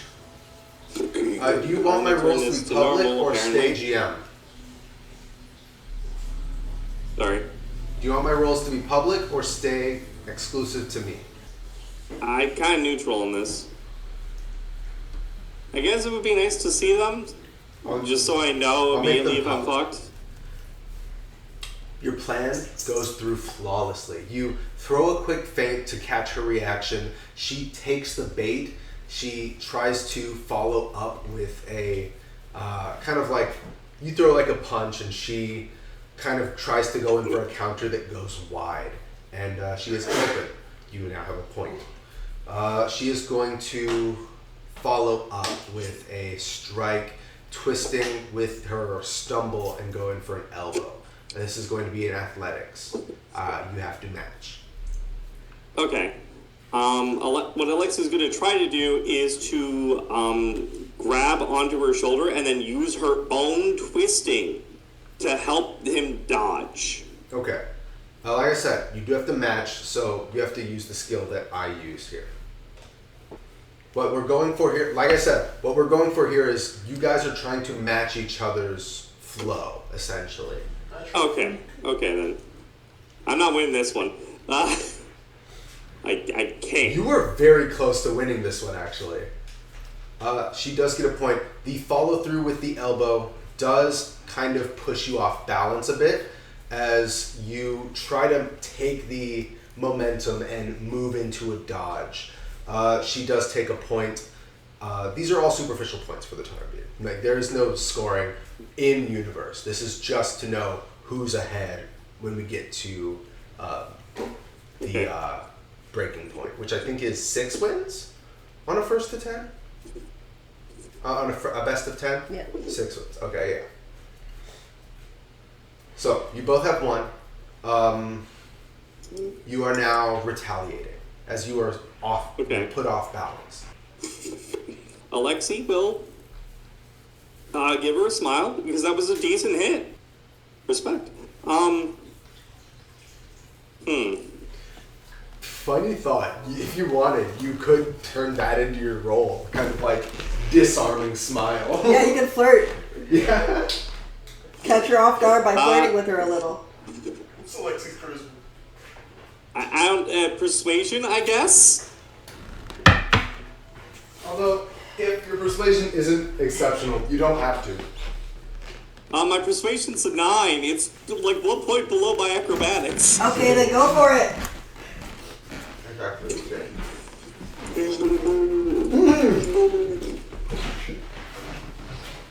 Holy shit. She does not have any skill in persuasion. Yeah.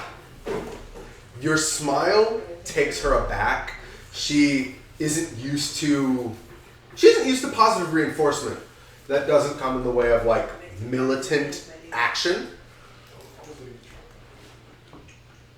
So not only do you take a point, but this will give her disadvantage on her next follow-up.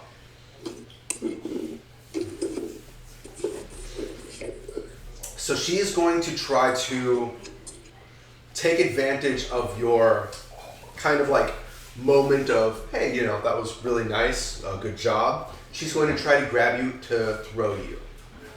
And on this one, I'm going to say, I'm going to roll in athletics, but you can roll whatever you like, as this is essentially a grapple. Okay. 9. Glad for that fucking disadvantage. The alternative is in a nat 20. So, as she lunges for Alexi is going to jump up, flip over, and then knee her in the back to cause her to stumble and fall face forward into the ground. Absolutely. Just a imbalancing tap, center of the back. She stumbles forward, drops to a knee, and her hands that she was going to grab you with were already thrust out, so she catches herself before she plants into the sod, and she's left kind of in the same position you had Hitachi in just a few minutes ago. I guess this is me taking a 10 on this roll. On what roll? Or do you want me to roll acrobatics?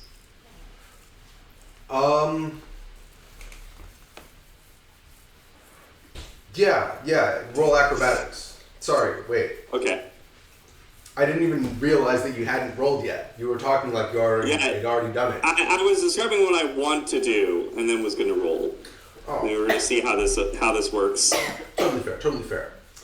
Yeah. Okay. You knock her forward. She falls. The point is yours. You're at 3. She's at 1. And because Alexi is doing that sort of kickoff, it actually allows them to then kind of land on their feet with a little hop, like 2 hops away. And what's the next point that you want to go into?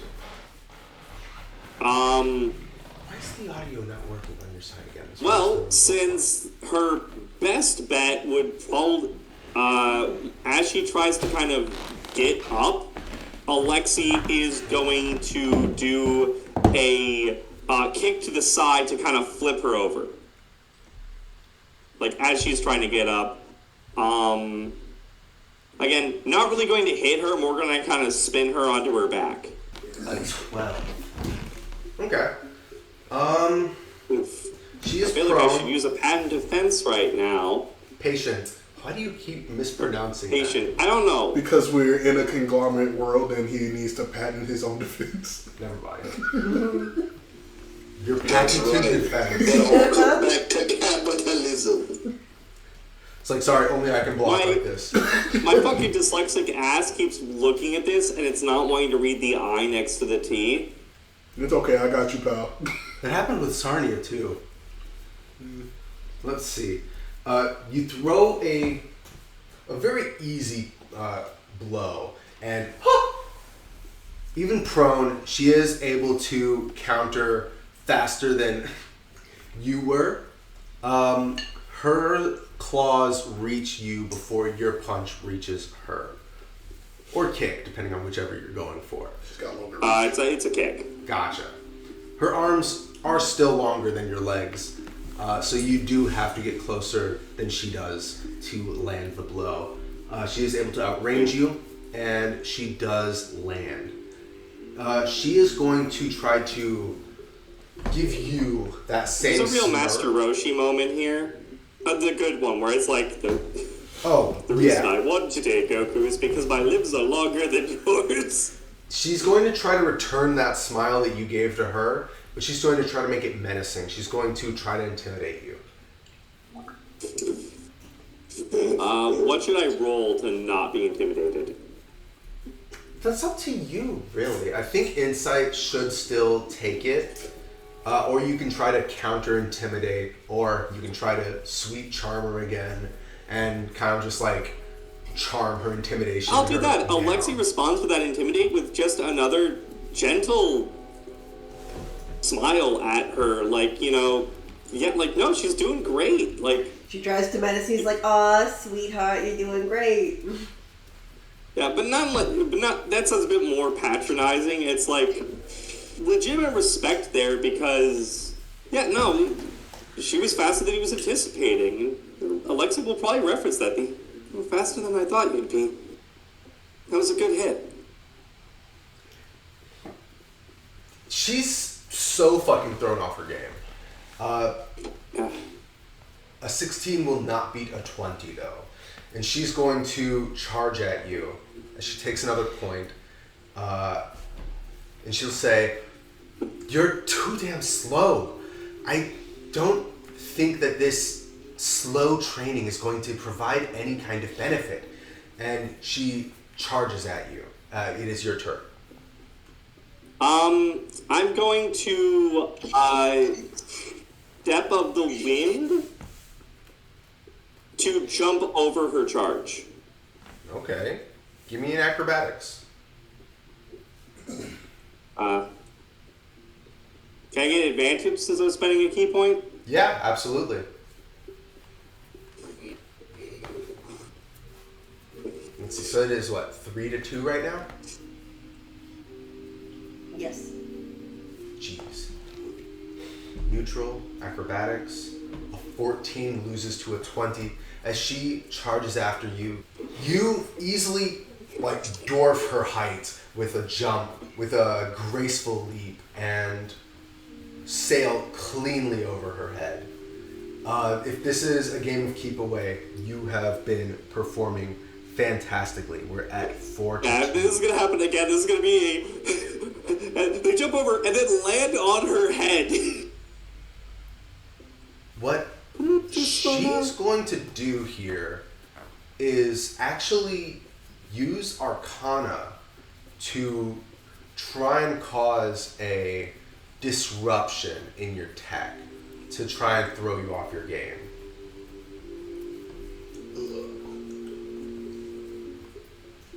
Oh. That's only a 7. And Arcana from you as well. Okay. I'm gonna use my eyes so I get advantage. Oh god. Oh, I don't even think you needed it. don't think that worked. You feel that she's trying to hack into your systems, and it is rudimentary at best. She's floundering. 5-2. One more and you take it.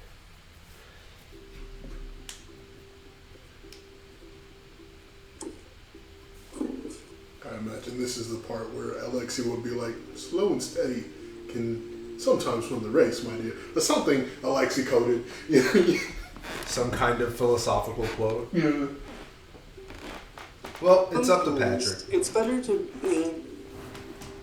act slowly and observe an opponent to understand their exact weak point. And I'm going to use the fact that I had I'm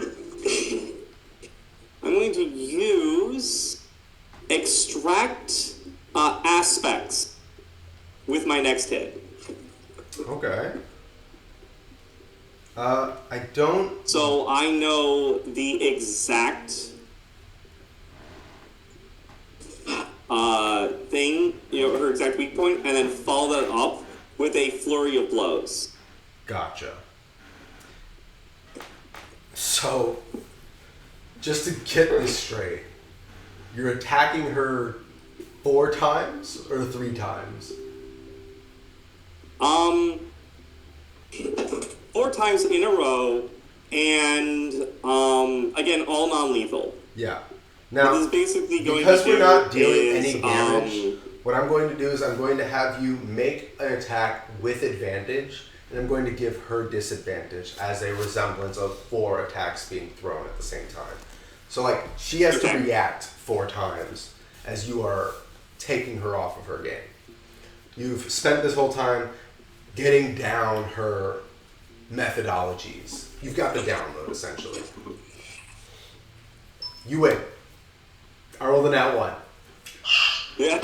She is immediately and almost embarrassingly overwhelmed by your flurry and falls back. She falls onto her back as she stumbles to keep her footing. And just before she lands, you take a step forward with your last punch, catch her hand, and keep her from falling into the dirt. And Alexi is just going to, again, smile a little breathily because, there's like that little bit of sweat like on his body. It wasn't super easy. This wasn't easy by any means, but it's a look of warrior's respect. You see Kie. And a bit of joy in this. You see Kie she's got red skin, so it's not easy to notice, but there's a flush to her face as she's breathless. She kind of like scans you over for a bit as she's coming to terms with the fact that she lost so handily. You help her to stand back up, which is an ordeal considering she is almost twice your height. But from this, you kind of adopt some things from observing Kie, from sparring with her, and as a large reward for going best of 10, and quite frankly, doing it easily, your Cobalt Soul extract aspects now gives enemies vulnerability to your next use of Flurry of Blows against them, but only to the Flurry of Blows. Let me add that to extract aspects. Yeah.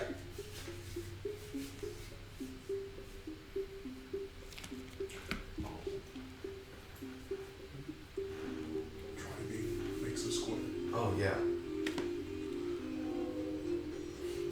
It's a visual So what was grants them like a weakness to, or They become vulnerable to your next use of Flurry of Blows, essentially.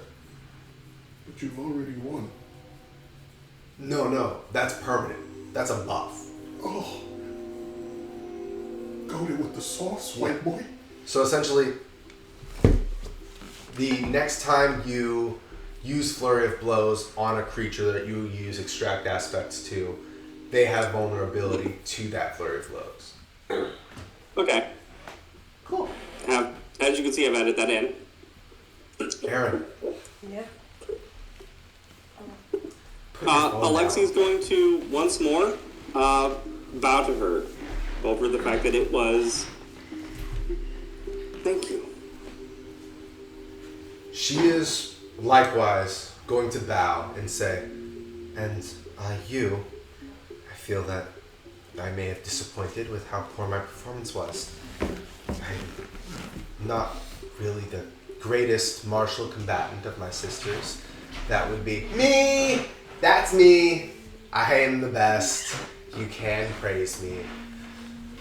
I deserve it. Alexei tilts his head slightly, kind of feels like, why would I be disappointed? The spark between friends is never a waste of time. You see her kind of perk up a bit when you say friends, and she goes to say something, and then you hear a gun go off inside the tavern. And we're going to get back to the group. Bon, Yeah. what does it look like as you turn undead? That's a great question. All right, go off that. And most I honestly like the idea. It doesn't look like a whole lot besides the fact that this cute thing is now giving off an absolutely menacing aura. She just he said now, please leave. Bon, you roll me a perception check real quick. Yeah, absolutely, I can do that. 2 actually. Okay. 1 with advantage. One with advantage and one with the regular. Mhm. Go with the. Should I do in specific order? No, it's up to you. That's the advantage, and then we'll do the normal. Normal was slightly less. It's fine. The 14, that's for seeing 2 of the 7 that Graphite mentioned immediately shut down and are kind of just like their bodies cave in on themselves and they crumple into broken cybernetic pieces. Oh, they just straight up got killed. There's still 5 left that you're only vaguely aware of. Okay. Speaking of vague awareness, you no longer see the waitress. Ah. But you know that she wasn't one of the ones that died. Yeah. The second those two go down, 4 other figures immediately, like, throw off whatever disguises they were wearing and start tearing into people. This isn't a combat. But mercenaries and hacked immediately start to just throw down. All around you. Guns start going off, weapons are drawn, a person is bit, kids killed, turns. The numbers of hacked are going up and down in fluctuating cycles. The thing that you have started is spiraled. Oh no. You didn't take out nearly as many as you wanted to, nearly as many as you needed to stop this from happening. And now you are in the center of it. Ward goes to immediately start swinging on people. You see Graphite stand up. A net sucker jumps onto his back. He grabs him by the skull, slams him through the table you're sitting at. The waitress still nowhere to be seen. You heard a voice coming from inside your head. You weren't thinking it. And it said something along the lines of, "Dispatching of all net suckers in the local vicinity. I apologize. Some are unavailable for this service." What? Run that by me one more time. Nicole, you are flanked by 3 other mercenaries besides Reckless Joe. They're Mr. Presidenting you. Reckless Joe, his one cybernetic hand turns into a rocket launcher. He starts punching holes through walls. Ward turns and he says, "Oi, what do you think you're doing?" And Reckless Joe says, "Sorry, Joe. Sorry, Ward. I flew off the handle." Reckless Joe immediately, like a net sucker, latches onto his neck in a lapse of judgment, starts drinking, starts sucking. Joe! Chatters are going, "No!" F's start flying through the chat. R.I.P. Joe, flying through chat. In bursts your 2 Oni and Alexi. The 2 Oni are coming in with their clubs. Hitachi has one of the guardsmen posted outside in a headlock as she runs in. Because they're not welcome here. They immediately assess the situation. Alexi, you're on the scene. You have no idea what happened. People are killing each other. You see that there are people with inexplicably black taloned hands that are just latching onto people, biting people. If you want, you can give me a history check to figure out some inkling of what's going on. But you see Bon Bon probably panicking. Yeah. Nicole is surrounded by people who seem to be protecting her. One of them just got bit, and one of his hands start turning black and clawed. They immediately shoot him in the head. Chaos incarnate. So yeah, if you want, roll me a history check, see if you know that these are net suckers. If you don't feel like bothering with that, there's a lot going on right now. I will roll a history because I have a 13 in that. Please do. Bon Bon, Graphite, Nicole, thoughts? It's game time. I have a claws perk. Yes. Hack the hack. And I'll use one of theirs to... What is the level to cap on that? Oh, jeez. Let me see. They must make a wisdom saving throw. On the fail save, the target must obey your commands for the next 24 hours or until you use this claws perk option again. The rating is equal to or greater than your enforcer level is immune to this event. So, equal to your current enforcer level? Mm-hmm. Level 6 level? Yeah. Which one are you hacking? I don't see any, so... I know, but like, out of everything I've said, there's at least 5 people who are higher than challenge rating 3. One of them just bit Reckless Joe in the neck, turned him. Reckless Joe died. So you know that guy's got some shit going on. I guess I'll work with Reckless Joe. Well, Reckless Joe's dead. Yeah, grab the guy who bit him. Yeah, he did. He got shot in the head after that. Oh, fair enough. Yeah. Then the guy who bit him. Yeah, okay. You immediately take over that guy. Guns are drawn on him. But that guy looks at you, his eyes turn. What do you think Graphite's? So in regular D&D, they used to have this thing where like magic was represented via aura, and everybody had like a certain color they represented themselves with. What would you say like Graphite's spell effect is on this guy? I think it like pops off a horn, just like a nanite, right? Okay. Just like a grayish gold type of vibe coming from. Like a protrusion? Yeah, like the horns glow, and then it's, you know. Oh, like your horns glow. Mm-hmm. And then, okay. So you send out this like nanite transferal. And Like you see like gold platinum veins begin to crease around like cracks through the skull of this net sucker. Mm-hmm. His eyes turn that similar shade of gold as they connect. He looks to you for orders. Protect.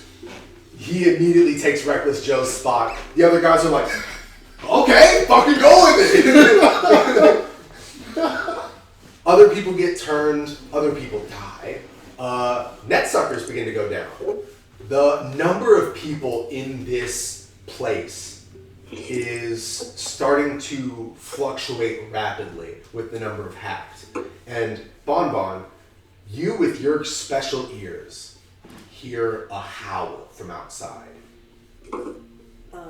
This place is compromised. With one action, Ward's turnbuckle has buckled. Wasn't it good enough for it?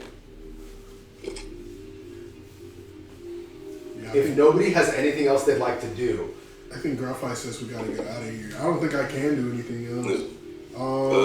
because I'll tell you right now, this won't be a combat if you stick around. Right. Oh no, we I get think that the done. only thing that Bonbon can even think to do in this moment of the absolute chaos is run. Yeah. She fully bolts her way out. Not the front door, but the back door. Kie, Hitachi, and Alexi kind of just like, you said back door?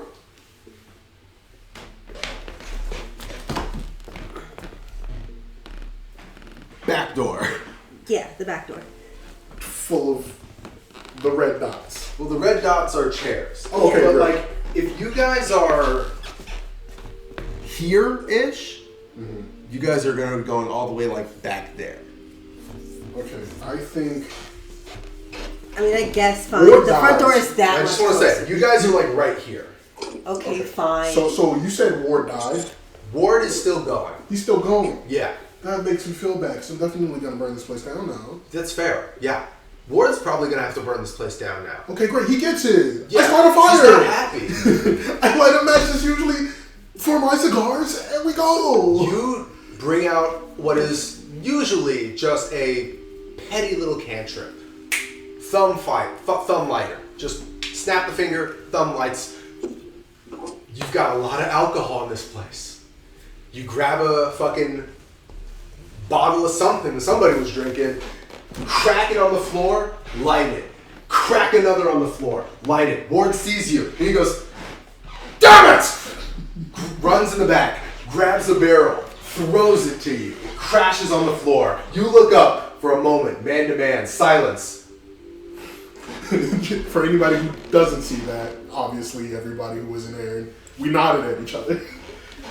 Yeah. The fire rages instantly. This is Schwebenwagen. The liquor here is not that good. Ward's turnbuckle is lit ablaze. You guys run through. Mr. President Nicole slips out of the group that she's in. The net sucker that ate Reckless Joe immediately just like the effect fades as Graphite no longer keeps it up. As you guys are running, the 3 guys who were protecting Nicole turn around, see the guy's gone. Oh yeah, blast him through. Beastmen jump in through the glass window pane at the front of Ward's turnbuckle. Ward goes down with his ship. He's not going to let this go up without him being in it. I ain't fought in this place for 50 years. I'm not gonna let anything happen to it if I'm not the one doing it. Hell and blood! He swings, crushes a net sucker, Wolfman, from top to bottom, pancakes him. A net sucker jumps, latches onto his shoulder. It's cybernetic. He doesn't care. Takes a machete out of his fucking like sidearm, slices this guy clean in half. A Beastman punches a hole through his chest. We're talking prime Whitebeard numbers. Ward grabs the Beastman, takes his neck, snaps it, throws the body into another Beastman. That's the last thing you guys see of Ward before you exit the back door. Graphite fucking salutes. Enforcer Damn, he's salutes. cool. Kie, Hitachi, and Alexi are following you guys into the woods. The trees are all barren of leaves. Roots are gnarled. They stick out of the ground. It's tripping hazards everywhere. You're off the beaten path. I used the maps that I downloaded earlier to give us a clear way. Fantastic. You know that outside of the caravan paths, Ward's Turnbuckle is the only settlement in this area. You've got to go another couple of miles to get to the next. I'm gonna be honest. I feel like Graphite has to grab Bonbon because otherwise she's just taking off away from you, not paying attention at all. She's going to specifically, as soon as she's out the door, take flight. Oh, okay, I grip her by the ears. By the ears? Yeah. Like a rabbit. You don't grab rabbits by the ears. Freshly hunted ones. You're trying to kill your sister? Nah. You grab Bonbon, to which she promptly screams at the top of her lungs. As she's yanked out of the air. Wetzel grabs Bonbon by the feet and kind of just like tries to like run with you to alleviate as much of the tugging as he can. Tries to like sees that he does that. I know he can't keep up, and I realize what's going on. Wetzel's not weak. No, you're just a freak. I know he can't keep up because I have 40 feet of movement. Yeah, I know. He's running full tilt as much as he can. Like I said, you're just insane. I see that he's doing what he's doing, and I release her ears. Yeah, he grabs Bonbon, slings you over his shoulder. Freckles is honestly doing his best to keep up as well. Elora and Tuesday full on grabs a guy, beats him with another guy. Of course. And Elora has to physically grab Tuesday to pull her along because she would have stuck around. Oh, yeah. Absolutely. You guys are fleeing into these decrepit woods, and you see shadows whipping by you faster than you guys can move. Beastmen of all shapes and sizes throng on towards Turnbuckle like they've been sharks in the water, tasting blood, having been tempted for years, and finally they get to their chop bucket. Bonbon. What's with this place? The coordinates that Lady Dove sent you, ping again. They are unread still, but they are waiting for you. She opens them. You have a location. It is not in the middle of nowhere. It's a ways off of Prost. Kind of like in between that and another area. But it's underground, secluded. You find it, like, you can't see it on a map if you don't know where it is. In your rattled state right now, would you go? Well, she just condemned an entire shantytown to death. Also, probably Graphite's yelling, like, we need somewhere safe to go. We can't stay out in the open, yada, yada, yada. You hear this going on in the background. Yeah. It's like muffled. Yeah, this has been a thing for Alexi to walk into. He was peacefully smart, and then vampires. Hitachi still has a guard in a headlock. That guard is no longer resisting. He's running with you guys. And she goes, "What the fuck happened? Why are we running? Why are there beastmen everywhere? What? Net suckers. That? What? Who's under your arm in a complete robotic voice? Who is that? Who the fuck are you? My name's Greg. This is Greg. Hi, Greg. I guess you're with us now. Hello, It's good to be Greg. alive. I'm not gonna lie. Alright. I think you're being rescued now. Yeah, I can tell. I was going to stop the Oni, but then she fucking threw my ass into a chokehold. And now I'm out of a job, I think? Oh yeah, definitely. Kind of fucking sucks. You're I mean, you alive. have a house too, probably, buddy. Yeah, but I'm alive and Schwebenwaken. Just baby steps. Yeah. Baby steps. Wins where you can get him, Greg. Wins where you can get him. It's just like Mom always said. Okay, we're gonna ignore that. Does anybody have a place for us to go? Again, probably muffled. EA. I do. Gonna speak up. Alexi's plan was to get back to the to Birdie and then get the fuck out of here. They can't go back to Can't Birdie. go back to EA stops Oh, you they when can't? you say that, and she says, "We can't go back to Birdie. She left us because if we go on Birdie and we're seen on Birdie, then we're all in one place for them to just bomb us out of the sky. We need a safe place, and Prost is near. If we go there, sure, this flies in the face of the original plan.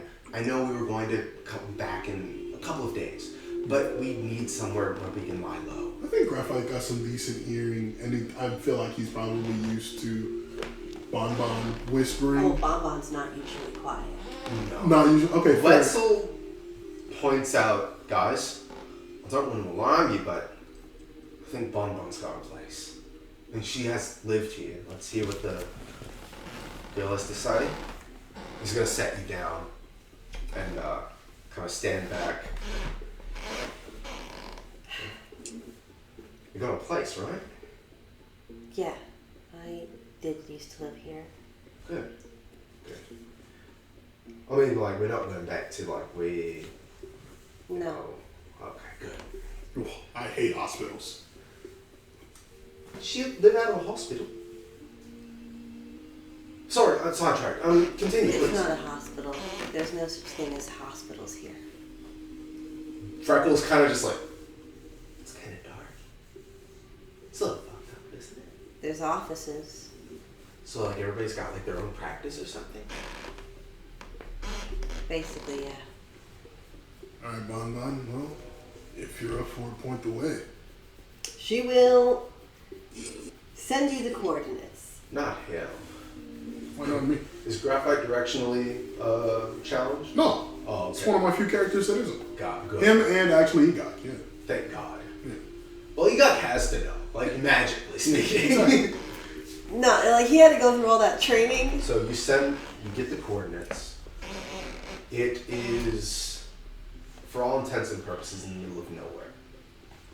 But it is near Prost, so if this doesn't go through, you can still go to Prost. It's underground. I said, alright, well, we got our heading. And then, is this a good idea? Above table, Big Bird can carry all of us. Yes. But he sucks. Yeah. Big Bird. Big Bird time. You guys all see Graphite sigh heavily as he reaches into his pocket and he pulls out a small tablet, presses a button on it, and digitized into reality, you see a magnificent bird, beautiful red and blue plumage, a blue mantle going down its chest into a yellow border surrounding it. Its pristine crown feathers arraying like sunlight, glistening in even this darkened area. That's He some seems to beautiful plumage. radiate light. Holy shit. Oh, hey, Graphite! Long time no see, man! We talked about you talking. Right, my bad, I'm sorry. Okay. Just excited to be a part of the gang! Even in this state, that rattles Bonbon just a little. Freckles looks up and he says, That's... No time to be amazed. Grab Psycho spotted though. On the bird. Wetzel goes, look, brother, it's no, Get on the fucking bird. you're right. Bonbon is just going to take flight to get onto the bird. Hitachi goes, man, I'm glad I don't get to see. This guy probably looks like a fucking loser. Most beautiful creature on earth. Takes flight. Have you named the rock yet, by the way? I was gonna name him like I named my car. Yeah. I'll call it the Red Ghost. Red Ghost? Yeah. That's badass. I hate Just name him Tyler. Thanks for that. That's a real confidence booster. Why are you still talking? Take flight. My fault. No, You guys like Larry. zoom into the Kind of air. nerdy. I still fuck with you. You know, Streamer Chan, you're good peoples. You guys take into the air. I like how we also have the 3 mercs that were bodyguarding her. Yeah. And Greg. I want to be so clear. If being on the ground felt like you were wading through tangible breathing air, now that you're in the sky, the higher up you go, the more it feels like you're swimming through syrup. That just feels like, it just smells of noxious smoke, of sludge and smog. Yeah, you take to the skies, it becomes very hard to breathe while you're up there. I'm not going to roll for anything, but because you're moving fast. The rock, for all intents and purposes, is not a real creature. He's a digitized Construct. Yeah, he's fine. Honestly, I feel worse for the 3 mercs, Greg and the Oni, because we don't have things for them to. Or... Yeah, 3 masks unnamed. The Oni, perfectly fine. Greg, he actually does have a breather hooked into his helmet. And the 3 mercs, they have rebreathers. Oh, They live here. You're so fair. The Oni, perfectly fine. They are built to adapt to any. You know, I'm now I also still can't wearing. help I'm wearing that outfit I got from that guy we killed when we rescued Wetzel in the game. That's true. Yeah. That's true. But that was only a corporate fit. That didn't come with one. Oh my god, I just realized. What's up? Yo, did this bitch have like a fucking plague doctor-esque mask when she was going out into town? Who? Bonbon? Yeah. I don't know. You tell me. You don't Yes. really need one, but There you alright. go. Sure. She's a plague bunny. Plague boy buddy. Ah. Set up. I'm gonna go to Plague Bunny Heaven. So, as you come upon the coordinates, I'm going to need from all of you an investigation check. You come down to a heavily wooded area. There's a lot more trees here, all still barren. But you do note there does appear to be several power chains, which are essentially cables that stretch high up through the cloud line into the air. They are solar charging stations, and the closer you get to Prost, the more of them you notice there are. God damn. Yeah, I gotta eat. The duality here of an 8 and a 22. Let me show you what one investigation could get you in this economy. Yes, sir! Show 'em, baby! Show 'em! You do it every time! Alexi, let's see if you can get better than a 22. Give me a moment. My computer is being a little wiggy. Okay, investigation. Yeah. Um, I mean, you got it. Yes, sir! Oh my So, god. Bonbon, as everybody goes can to... I go over and perhaps get an advantage on this? No, you can't. No. So as you go to, everybody gets off the rock, everybody begins to search, you're still out of it. You take a moment and you're dissociating. Everybody around you is shuffling through piles of muck, looking for something that stands out. You, in your dissociative haze, lock in on a tree.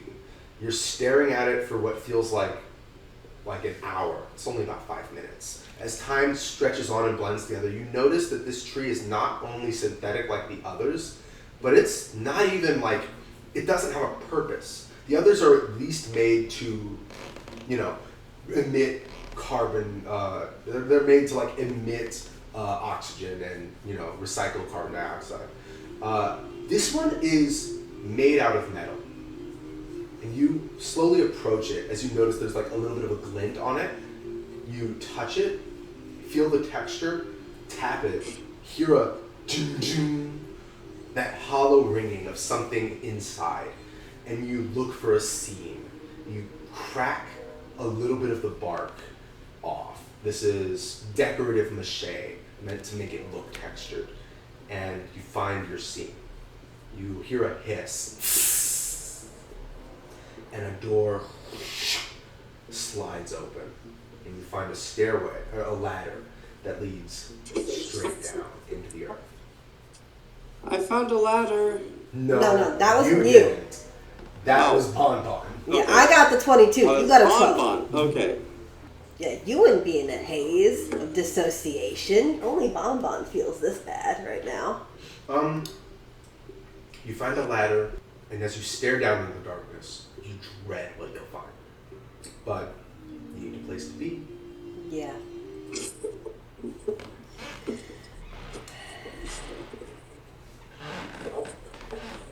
Over here. Did you guys bring Angie with you? I would assume we did. I believe so. Did we not? Did you want her? Better question. Do you want Angie with you, or do you want her to stay with any of the other groups? Birdie or She can't stay with Birdie. the secretary? can't have Or her the stay with birds? Probably. Yeah, I prefer her with the scout. Scooter. Scooter? You want her to be with the mercs. Yeah. I feel like she'd be safer with them. Any other thoughts from the gang? She does seem like less likely to be a victim of our fuck shit. With the Honestly, I will also say that it could be good for Diego, considering he's not allowed to go off with strangers, to have someone else he can fuck besides just Kitty. And Scooter. Yeah, you fuck Yeah, Scooter. and Scooter. You're my bad. Give him 3 people so he has the ability to round robin.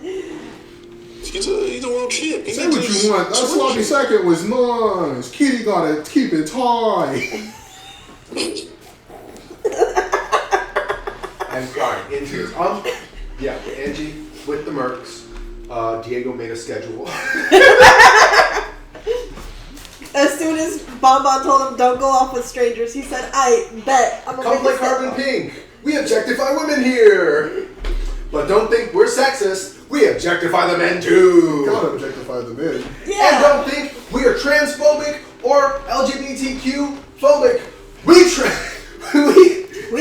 objectify the non-binaries as well. We have Gok in this. You in gotta this shorten it, one. man. We objectify the they thems. We objectify the M's. The A's and the M's. We got Bussy and Gok. We're good. Alright, come on. The A's and the M's. You guys go down the ladder. Chink, chink, chink, chink, chink. The only sound that you hear going down is the sound of the person above you and the person below you hitting rung Is with Bon their Bon feet. going first? Is Bon Bon going first is an excellent question. I would assume not. I'm assuming you guys are sending 1 or 2 of your tanks down first. Bon Bon is a tank. That isn't the person who's traumatized right now. I figured Bon would just want to go down on Graphite's shoulder as he slides down this ladder. No. Bon Bon's wearing a skirt. She doesn't go on people's shoulders. She can cross her legs. I mean, to be it's fair- like a straight up and down ladder, right? Yes. Yeah, she can cross her legs and like daintily sit on the shoulder. After a certain point of sliding Uh-huh. and sliding Oh. and No. sliding, If it's that far down, you I don't think grip tight and you're like, hang on. This is not safe. You grab tight and you're like, something's about to happen. And it is as you grip tight, you realize that I've been going too far, too fast. And I'm gonna need an Arcana check from a couple of people. Okay. Well, we didn't confirm that she was on my Okay. shoulder yet, but No. Bon Bon was not going Does to my ride his Sarah shoulder. Swati eyes give me a bonus here? Yes. just graphite, obviously, as the guy who's sliding has gone first. Seems like. That's fair. Damn! Damn! With a 23, you are able to identify that at some point, going down this ladder has moved you into kind of like a digital space. Like this ladder has a point somewhere where you're transferred physically into a digital sphere. And the action of going down the ladder is little more than whatever place you've been transferred to loading. You're in a load zone. That's crazy. This is a nat 20. A nat 20 gives you a point where you realize that you're in a loading zone, and you kind of just like have a moment where you see the code and you see like the bar processing and realizing that it doesn't matter what you do here. You let go of the bar entirely, of like the ladder entirely, and you kind of like are free falling for a moment. And you reach out, touch the code, the illusion dissipates. You're all standing in like a small box, and you're witnessing it open around you.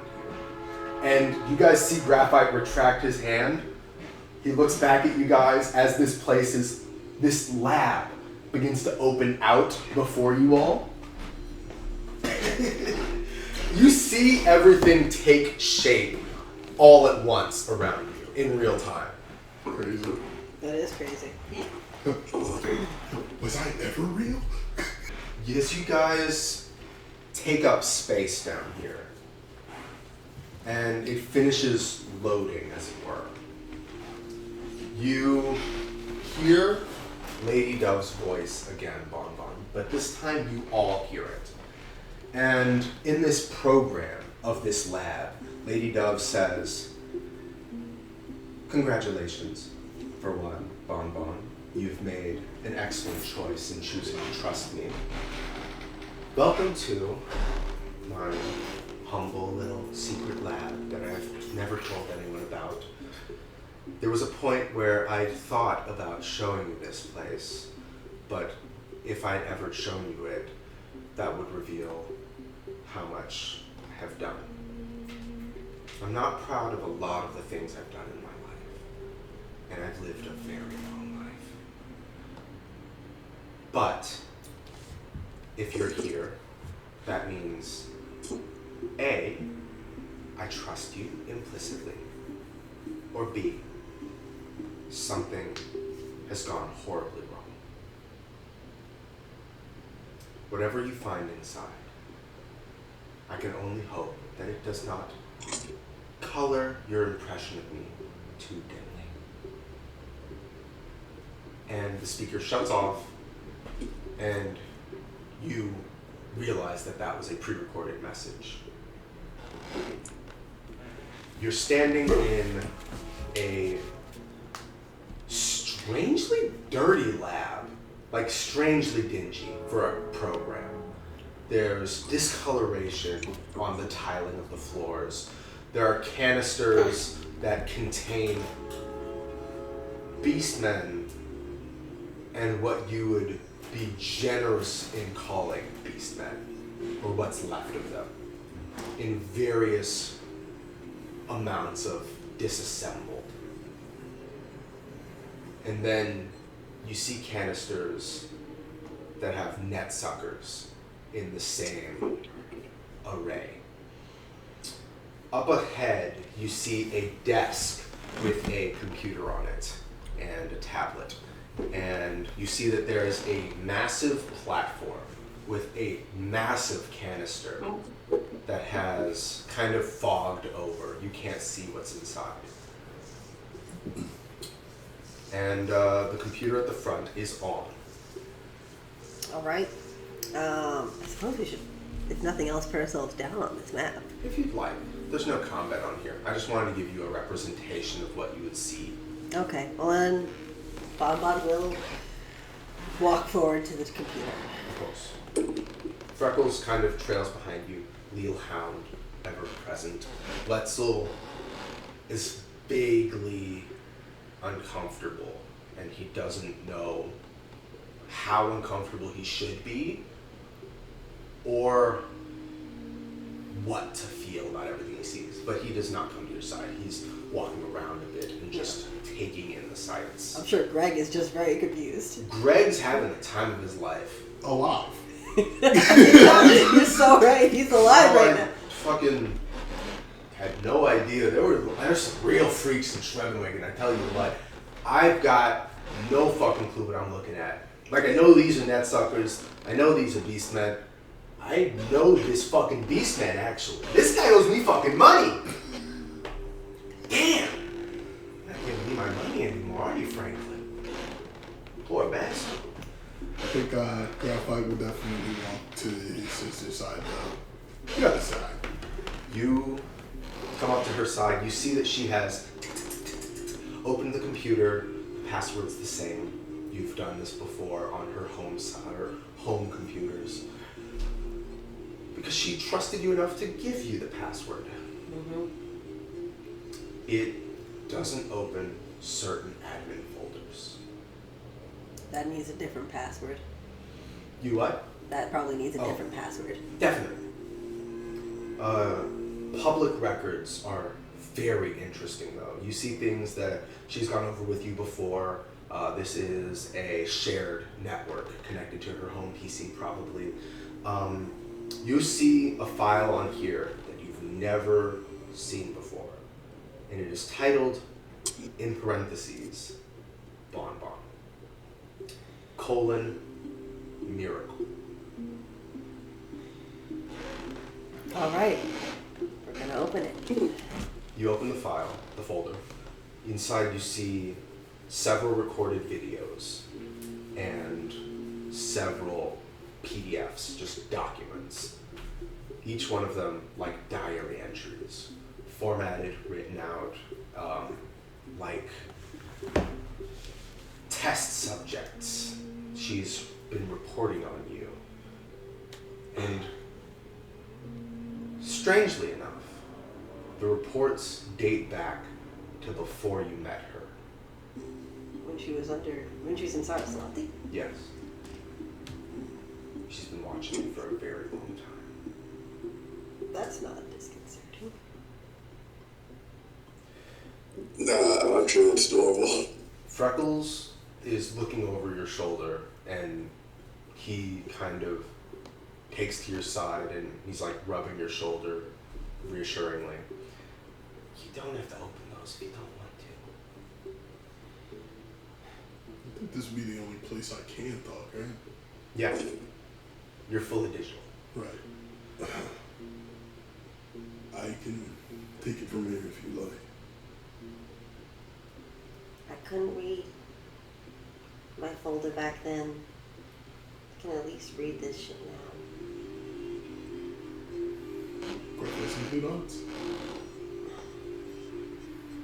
Laura, standing with Tuesday, obviously takes your side here, but is reassuring you that if you want, Graphite and Tuesday can just make this disappear. Alora looks down at you and she says, hey, no matter what this bitch Lady Dove has taken from you or found out about you, Bonbon, you're still yourself. No person can take your autonomy away from you. Whatever you find out about you here doesn't change that. Doesn't change who you are. You know that, right? I've known who I am since the first time I killed someone up in a space station. I didn't need that. You told us you were a child in the space station. I'm not going to ask. Graphite just simply shakes his head at Alora, just like, don't. Tuesday smiles and nods and she goes, yeah, those were good times. You go through a couple of videos. You start the first, and you see, you open up the corresponding diary entry log entry as well. As Lady Dove, as you knew her, rambles on about how a friend of hers, one Dr. Gabby, whose first name I don't remember. Contacts. I don't think I gave her a first name. Call her Irene. Dr. Irene Galba has informed me that there is a very interesting subject who has, I should say, a very interesting student that she has come under her wing. She appears to take very well to her studies and has learned quite a bit about body modification while she's there. Strangely enough, it has been reported that cybernetic enhancements and modifications do not work on this subject. Not recorded audibly, but written down in the log entry as she writes what she says, and then puts her thoughts in parentheses when she doesn't want to say them out loud. Could this be the subject I was waiting for? You skim through a couple more, it's getting closer. She's been fed information by Galba about you, about how brilliant you are, about how you've learned so much in such a short time, about how you've got this past that you don't like to talk about, but slowly Galba is getting you to warm up and talk to her about it. She's sharing information that you have shared with her. Anything that you would have told her, Lady Dove knew before you even met her. Like the fact that she's living with her older sister. Yes. Who's a Undercity elf. undersea elf. Yeah. Very strange. Very strange. You both had a couple of years. Finally, having met this subject, there's an ellipses. Bonbon. Finally, having met Bonbon. I am astonished by her growth. This young woman appears to be brilliant in every regard. The ones that I respect, anyway. She is a talent in the medical field that I have not seen since. Anyway, that's neither here nor there. I intend to fully relinquish the breadth of my knowledge into this pupil. She is deserving of great things, and she will lead me to many great discoveries myself. I have a feeling that the answers that I seek are waiting just inside this beautiful little bunny's blood, just waiting to be explored. You move forward a couple entries. She has yet to do anything invasive. This is all just speculation, yada yada yada. You've worked with her for about a year. After that, I've finally done it. I was finally able to drug Bonbon, and I got my extraction. Now I can study what I need. It took forever finding a cocktail that wouldn't get rejected, but when you remember that anything cybernetic doesn't work, all that it takes is a couple of potent biological toxins. Little did I know, she was able to turn those away as well. I suppose I should have, but such is life.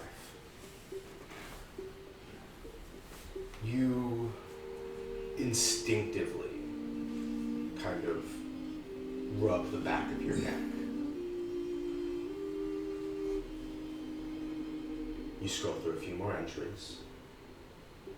Freckles at this point kind of trails off a bit as he's looking at some of the things on the sides. There's other tables that have other things on them. Syringes, beakers, saws, scalpels, all kinds of stuff. Don't touch those. He looks at them again and goes, "God, sorry." You scroll up a little bit. Closer to when you were getting ready to leave. Closer to when you had finished your studies with Dr. Dove. This is beyond anything I could have imagined. I can't do anything into this blood sample. And no matter how much of it I use, there always seems to be more. It's like it's always replicating itself. And the blood always comes out different. It evolves, it changes. Bonbon, you're incredible. You are able to do things I've never seen any splicer or beastman replicate. You are an ever-changing organism, ever evolving. It's like you're constantly adapting to your surroundings. No matter what happens, no matter what you take, you're always able to bounce back from it. Recovering, changing, evolving, recovering, changing, evolving. I once saw her cutting something. She slipped, cut her wrist, and it disappeared in an instant. She thought no one was looking. But that matches everything I found over my years of study. No matter what I do, electrocution, burning, acid, I've introduced so many virile toxins and viruses, bacteria, nothing survives you. You erase everything and replace it with Bonbon. You take over, and it's purely unconscious. If you were able to harness that, if you were able to figure out what does that, you could be whatever you wanted to be. Your genes are truly perfect. It's like you were made to be the perfect splicer. Roll me a perception check. Gratify you as well.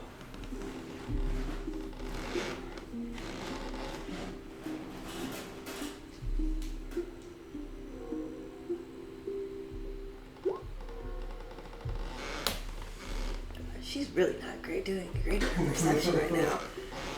God damn. Jesus. Neither of you notice. Oh, Something happens. And the video ends. But there's a second part spliced to it. And you see that there's a line break on the log the same day. This is far more disturbing than what I had originally thought. Bonbon is left today. I saw her off, and I'd considered the implications of her blood patterns, how it works. It's self-replicating, yes, but in a way that I've seen before. I've only ever seen it in one entity, one specific virus. This self-replication is similar to something that net suckers produce. And yet, when I tried to apply the net sucker virus to it, and it is just now that you notice Lady Dove's hands, they're black. And yet, she looks same rosy complexion. Net suckers are pale. She doesn't look changed outside of her hands, but she's making a show of them. And with a wave, her hand turns back to normal.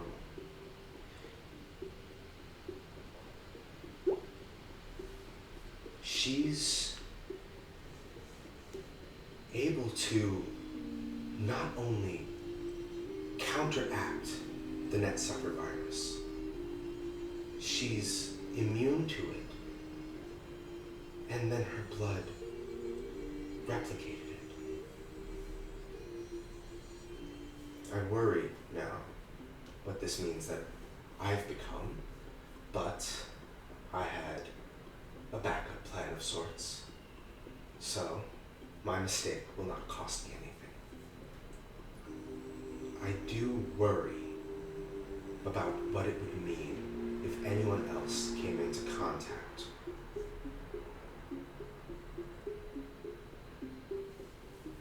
Bonbon, I don't know what you are,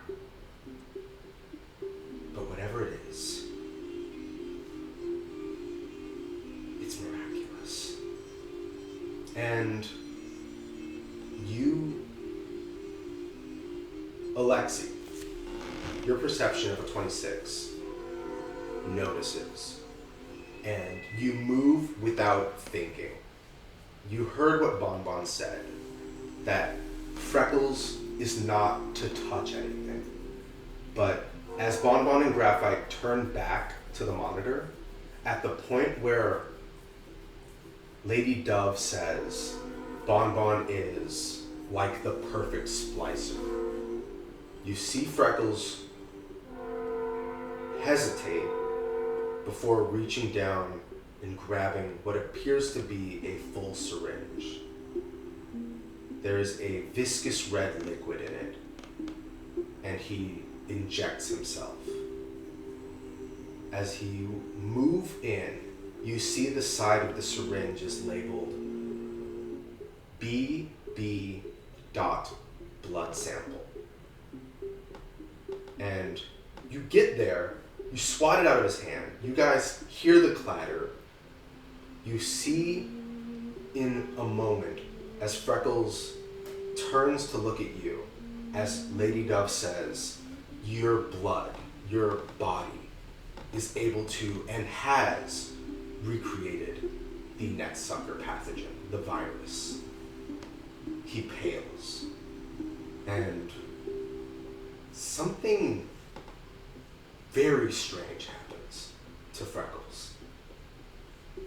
His body doesn't become that of a netsucker's,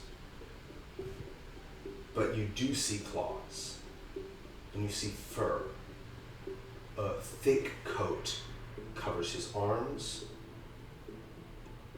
his face, his nose becomes that of a cat's, his tail swats around rapidly, and he's panicking. He looks at you with a crazed look, and he goes, wait a second, wait.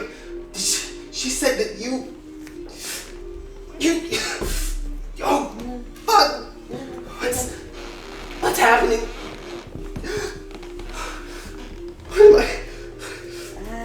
What's going on right now? Funny that you mentioned that. While he doesn't look it, you do know he has become hacked. Your nose starts to bleed. Can I unhack him? I'm afraid not. Bonbon will, fucking sprint. Wait, Take a step forward toward anyone who's Freckles. hacking him, like, there has to be something that they're using It's in not here someone to, hacking. like, get that connection, right? Oh, Patrick. The netsucker virus self-replicates. There is no one doing it. It is nanos. Oh, shit. One other really funny thing that the netsucker virus does is it creates a unique pathway between all involved that gives each other their most blackmailable memories. Yeah. Something happens. Freckles doesn't get yours, but you immediately start to relive some of his.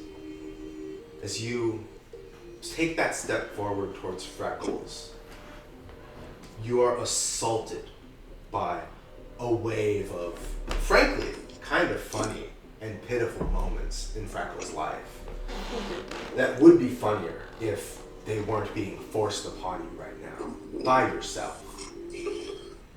And then you see a couple that stand out. You're sitting in a very dark and dingy alleyway. You're kind of on top of a bed of half-crumpled newspapers, and then a hand reaches down and grabs you, and you hear the voice say,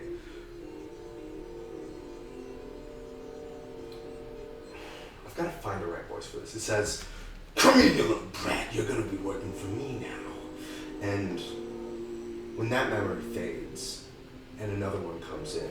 You see two people, children, 12, 14, can't be older, definitely not younger. A girl and a boy, and they've both got splicer features. The girl has scales, a forked tongue, heat pits, very reptilian eyes. And the boy has a pig's nose and kind of floppy pink ears, a pinker tinge to his skin.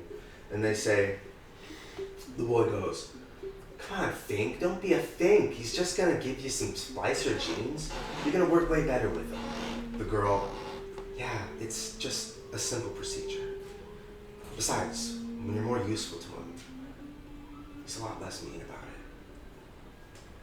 Your voice comes out no higher than a squeak. I don't wanna do it. Just, if I could go without it. I mean, I'm already a good pickpocket. Isn't that good enough? The pair look at each other, look back at you. Good enough's never good enough. It's either this or don't. Just do it. It's fine.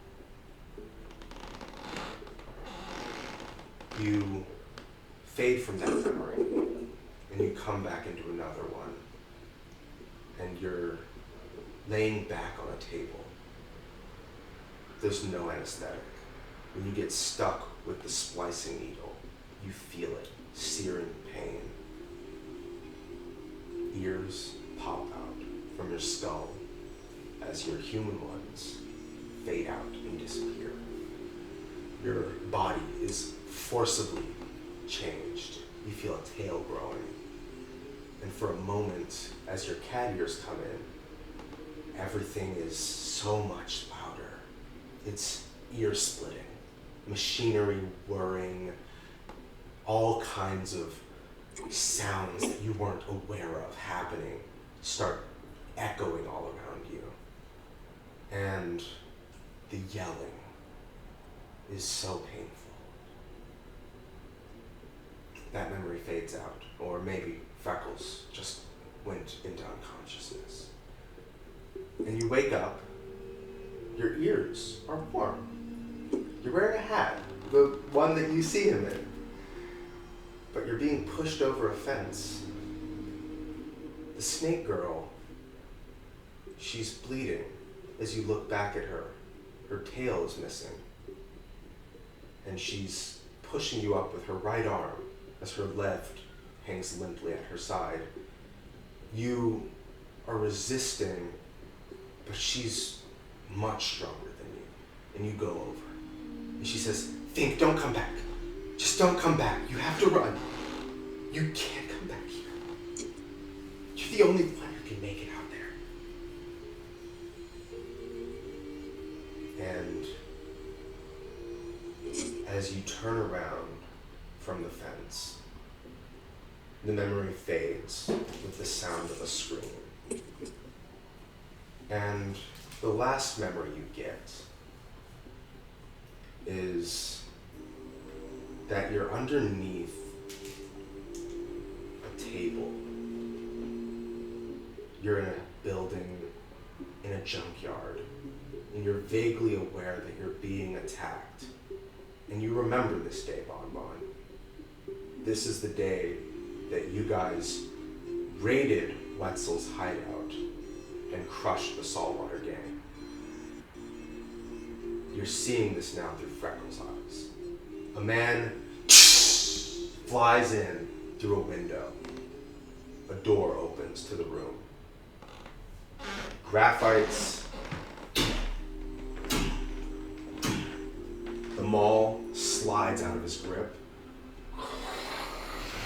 drags against the floor in front of the table where Freckles is hiding, as he is desperately covering his mouth and his nose to mask his breathing. You hear the man that flew through the window, a friend of yours. His name was Jack, One-Eyed Jack. He was a counterfeiter. Good one. But he didn't do anything too criminal. He didn't take candy from babies. He didn't kick puppies. He just made counterfeits, sold them. IDs, titles. Hell, he made resumes. Screaming for mercy. And then a crunch. And then that memory fades out. And you're back in the lab. Freckles looking up at you, shaking like a cat dragged out of a pond. And he realizes something that is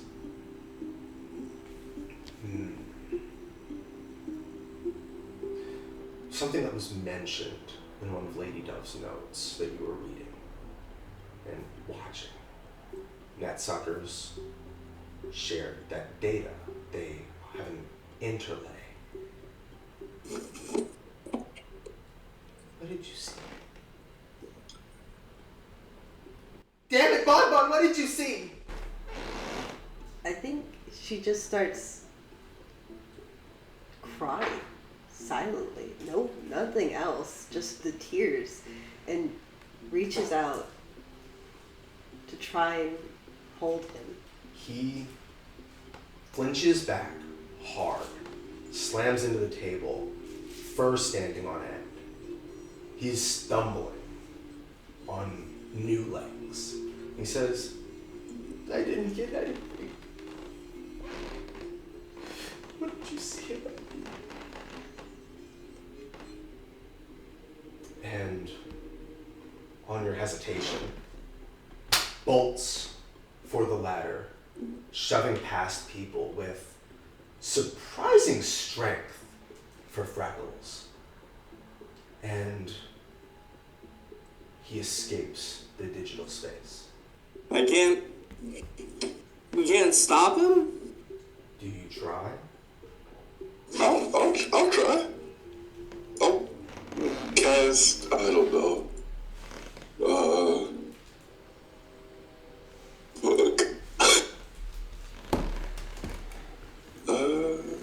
Let's see. I know Graphite being Louise, he's not gonna try.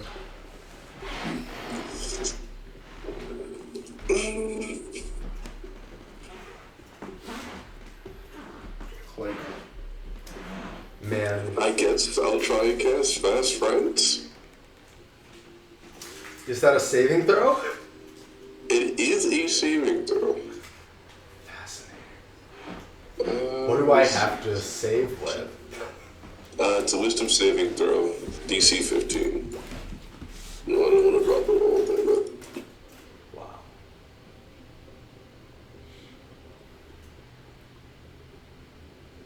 Wisdom saving throw. DC 15? Yep. 15. Interesting. Don't. Hey, you say words in an ominous manner. He's always done that. Freckles does not have a good wisdom. That has not changed with his transformation. No. The DC 15. Cast a spell, choose one humanoid within range that you can see and hear. Understand you. Come try filtration. Any services or activities you ask of it in a friendly manner.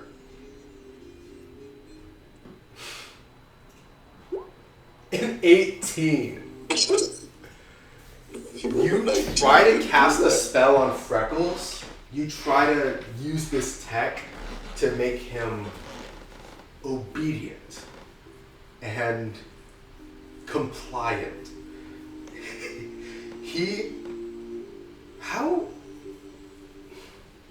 Where's Nicole, like, in the room, by the way? Nicole at this point would still be somewhere just shy above or be kind of behind the main terminal, I guess. So, like, around where Graphite and Bonbon were? Yeah. Gotcha. Ignore that. That was an accident. It is off to the side, so He does not run past you when he's trying to escape. But he does feel that you cast that on him. The tech tries to affect him. And he looks back at you, and there's a look in his eyes that is somewhere between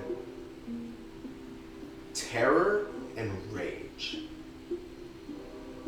And he tries to keep running. Alexei, I believe you wanted to try to stop him as well.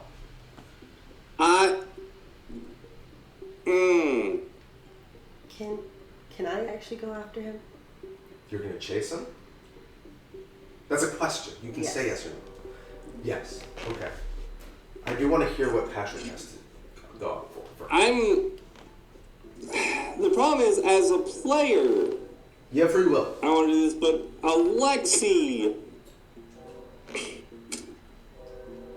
Alexei's more likely to try to give him space. Right. I think The problem is, on the other hand, weren't we being chased? We have been a while back. We used the rock to get here. We're fine. Yeah, the rock goes way too fast to follow. I would like to say, if you're going to try to touch him with your hands, graphite, in his voice, oh wait, we're in a digital plane, I don't get any drawbacks. In his voice, he's going to tell you, don't touch him. Don't touch him with your mittens. Yeah, so I think Alexei's just going to step to the side, away from the ladder, and actually, you're basically giving him space. You guys all... What did you want? You wanted to chase after him, right? She wants desperately to try and figure out how to say words, how to apologize for what's going on. And she can't do that if he's running away from her. Sadly look at this and almost look apologetic for what's happening. He doesn't know what's going on, but he understands, or I guess empathetic. He doesn't know what's going on, but he does know that there's a lot of pain and all that going, and clearly a feeling of the privacy invasion. He's going to step to the side. You guys are all vaguely aware. It's not his place to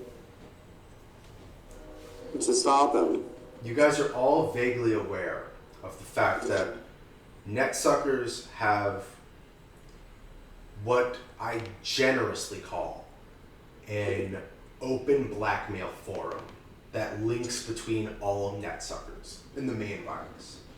Every netsucker has info on every netsucker. Those files are secure. Only netsuckers have access to them. Well, it's trickle down, essentially. Yeah. What Freckles has just said is that nothing came to him. which means the trickle down is... Not trickle. It's a trickle dam. Like, everything that Freckles had that could be used against him, search history, past events, shady purchases, Bon Bon has that. Freckles didn't get anything in return, except for the forced transformation. Damn, we got his whole internet mode. I mean, to be fair, she didn't get anything from Lady Dove using her blood. Maybe the distance is And how too much far did Lady now. Dove get from her? We don't know. Freckles runs for the ladder, and as you step to follow, words failing you, Wetzel reaches out, grabs you by the shoulder and says, no, just, and then he recoils. And he looks at his hand for a moment, does that thing where he's like, where you like grip and unclench your hand, and he goes, don't go after him. Just give him some space. He's got some shit to deal with. But more importantly right now, you've got some shit you need to deal with. Because I just realized what the fuck you've got going on. And I don't want to alarm you, but whatever it is in you that lets you do the tech, your chip, your blood, it's chock full of nanos. And you've got those in all of us. That's how you're able to do your healing thing, your regeneration thing. That's how that works. You got something similar, except yours don't turn people into animals. He gestures to graphite. Yeah, sorry, it's gestures to graphite. Yours, love. Yours are different. And whatever it is your old mentor was talking about, you've got to figure out how to control. If there's something in you that does something or reacts to something,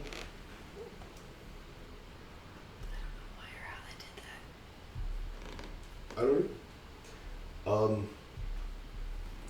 I mean, I did do the thing, so you didn't have to. It was fine.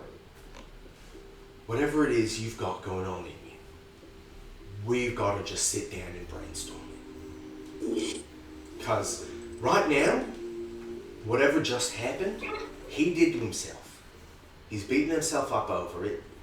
But you've got an actual living thing about you that changes people, and we've got your nanomachines in us. And I assume we don't want to turn into animals, net sucker hybrids. Just a general thought. I don't. So, any idea as to what might be doing this?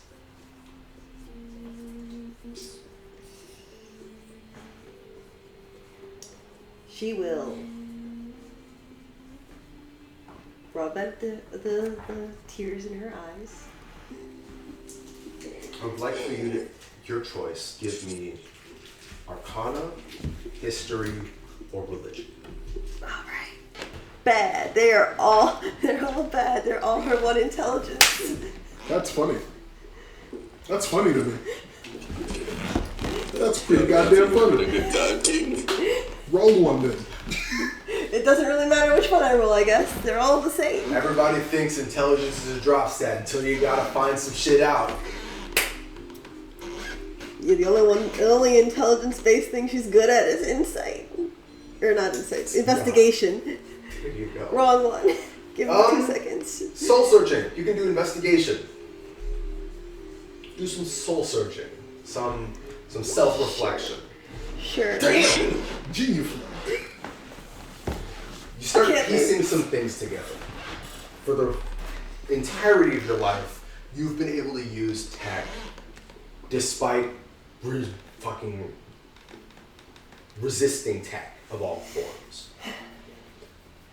And here you find out that something about you self-replicates, and not only are you apparently immune to the Netsucker virus, but you've somehow recreated it in your own biological ecosystem. Among other things, like seemingly exacerbating splicer genes, there has to be something about your engram that does this. Can I, as a player, remember something? What? The voice she heard. Oh, of course, yes.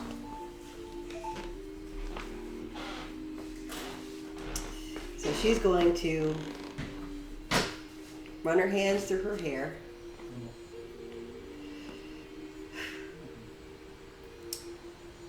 I don't know if she should think this or say it out loud.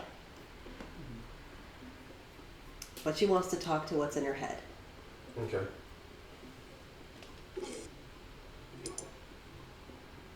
Whatever's there, she knows it's there. She's heard it. As you come to this realization, a name pops in your head that you've never heard before, but inexplicably seem to know.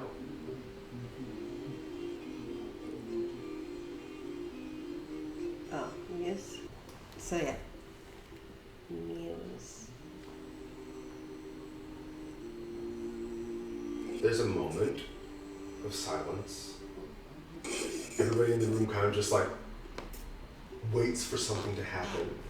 And then you hear a beep and a little and out from seemingly nowhere, an AI sprite takes form of this little, almost doll-like pink robot. And it does one of those very prim kind of like stands, bows, and it says, "Muse at your service. How can I help you, Bon Bon?"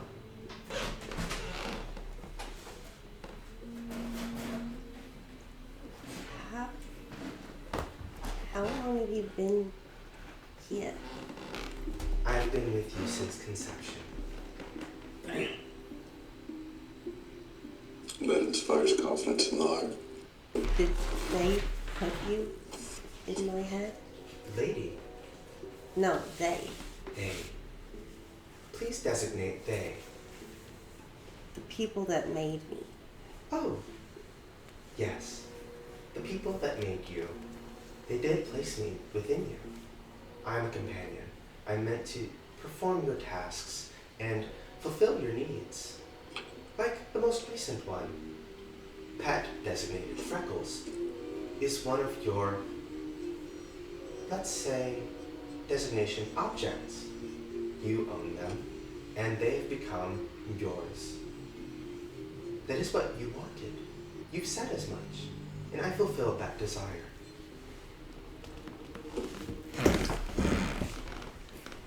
That's out loud. That's all. Okay, at that point, Graphite will say something. He says, "You forced him to inject himself?" Oh no. Freckles, from my awareness, injected himself because, and I quote, Lady Dove said that Bon Bon, designated master, is the perfect splicer. I believe that there is some inherent feeling of inadequacy that Freckles was seen to try to remove. He truly does admire you. Less so now. The admiration has been replaced with an understandable and perfectly satisfactory amount of fear. No, I don't want him to be afraid. I apologize. You don't want Pet Freckles to be afraid of you? No. That is not within the parameters that I was working under. I believe I misunderstood your intentions. I apologize, Bon Bon. I can remedy this situation. How? You see, she stops. Error. Freckles has left the vicinity. I cannot reach him from this distance. He needs to be closer for me to remedy this situation. How will you remedy it? I will remove the fear. No. No, No. I don't understand. Bon Bon, master, and Freckles, pet. That relationship is one that will be satisfied through a perfectly acceptable amount of fear and respect. Enforced, of course. You said so yourself when you met him in Moonlighter. He is a pet. You own him. Pets aren't supposed to be afraid. Are they not? They are housed, they are clothed, they are fed, but without a master, they are out on the street and take care of themselves. They are lacking. Freckles, before meeting you and becoming your pet, had no money to his name. He lived a truly squalor-filled life, in fear. But he was free. Now under you, he respects and admires you, but he does fear you, that you will release him. Do you wish to release him? No. No, I want him to be happy. I can make that happen. I don't want him to be forced to be happy. That is not within my parameters. I apologize. If I cannot make him happy, I don't know that he will be happy. been doing this my whole life? Oh, of course, Bonbon. Underneath the student council building, in the basement, when you fought that corrections officer. I believe you were all about to die. So I stepped in and I healed all of you. I made sure that your continued existence remained on this world.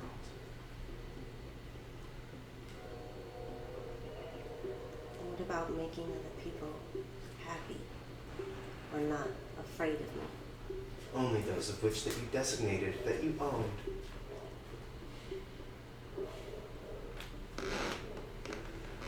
Well, at least Freckles is the only one that has happened to. Have you ever called anybody pet before?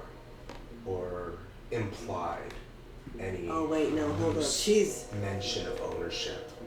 never really said ownership, but she has called people pet because they paid her to. Any role-playing of the word pet, any role-playing of the term slave or anything of that nature, any role-play that implies a master-servant relationship suddenly come to mind.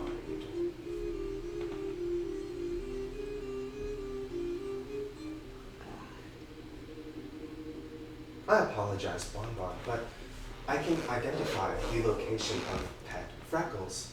He is getting farther away, and I can tell you he knows where you are as well. I cannot maintain a link between the two of you, but if we get closer, you will be able to set up a mental link and have a conversation with him. And then I can make him happy.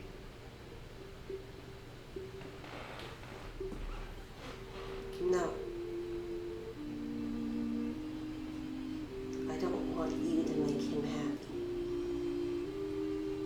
I understand.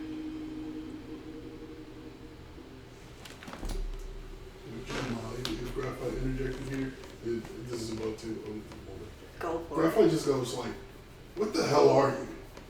I am an AI designated to work for, satisfy, and appreciate Bonbon and everything that she wants. I give her her desires, and I make sure that she lives. I project all forms of technology that are not up to her standards, as dictated by her creator. What the fuck is going on? Okay, alright. Well, we gotta find our guy. Right? Yeah. Have to get. So just to be clear, we're not going to turn into Beastmen Netsucker hybrids? Just to be clear. No, Bonbon has never stated ownership of any of you. I have no reason to transform you against your will. So, like, in theory, you could? Oh, of course. After all, my nanites are within all of you. It is how I make sure that you don't die. Well, I mean, probably not Greg and Alexi Works. Oh no, I Feels feel the air around violated. you with nanites every 10 seconds. That way, anybody within your proximity can receive your healing. I think Graphite is strangely okay with that. But he won't show it. Patrick, you were saying something.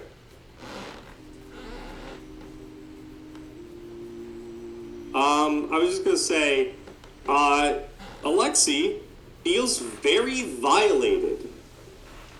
Yeah, how do you think I feel?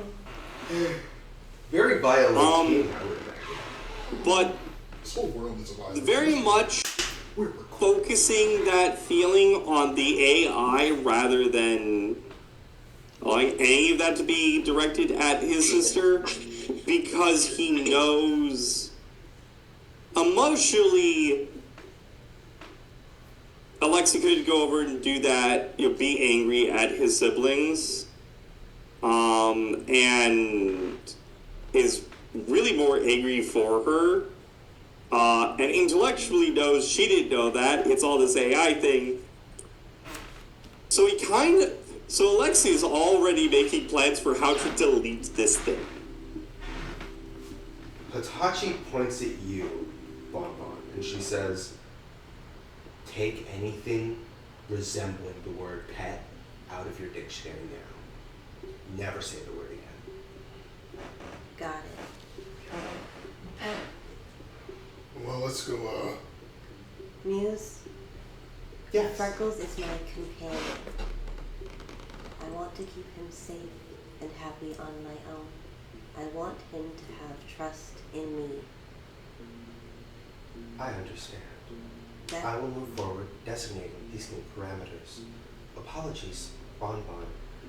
Moving forward, I will not be able to remove the effects that the virus had on Freckles. He is forever transformed. However, I can remove any augmentations to his personality that I may have made. I appreciate that. Understood. And for us, it's a two-way street, Muse. I don't understand metaphors, Bonbon. I apologize. I wasn't programmed with that in mind. I was given his memories. Let him have mine. I understand. I cannot perform that action from this distance. I know, we gotta get closer. As soon as we're close enough, I want him to have that too. all right. Let's go hunt down our guy. Can't be too hot. He's only a full cat beast man in a forest full of them. Fuck! And it just cuts off. You guys are on the She does red want to say gums. one thing before we go though. Yes. She wants to turn to Wetzel. Yeah, perfect cutaway gag, but go ahead. I'm sorry for what we did to you and your guys. Seeing it from the other side. We are monsters. Hey, I was a piece of shit back then. I killed people. Didn't do anything unkind to women or children, but killed people. Took over drug cartels. I was trying to edge in on Cardinal Holdings. I went to the wrong people. Got a little too big for my britches.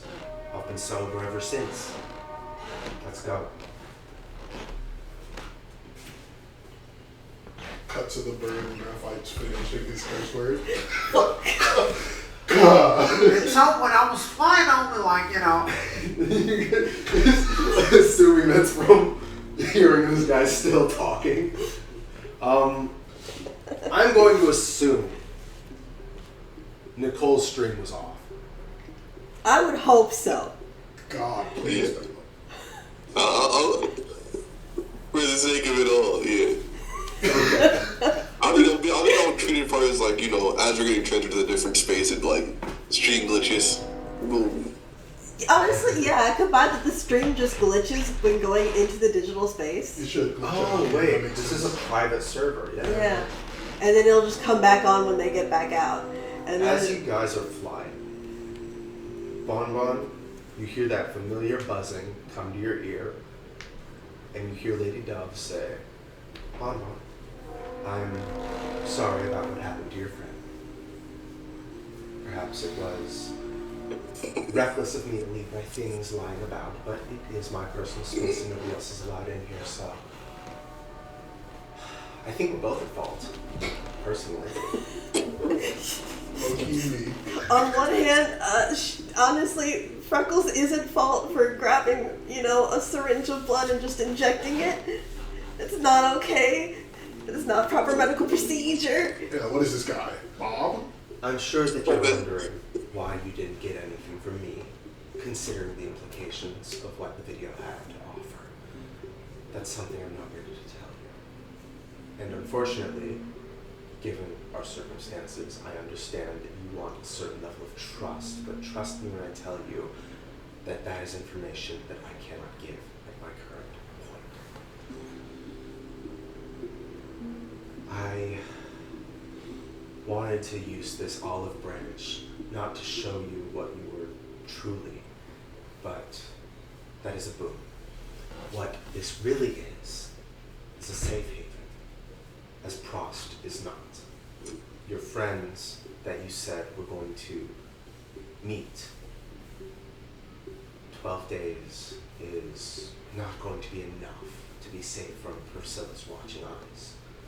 Even now, your mercenary friends are being watched. I would give you their location, but I fear you will be too late, and you have other matters to attend to. And, might I say, the annoying rock, very obvious. Yeah, we can't use him from now on. Just some. Say that right now, because I can't hear. Yeah. We can't use the rock after this. Oh, and I also can't talk anymore. Okay. This is one of those text-to-speech apps.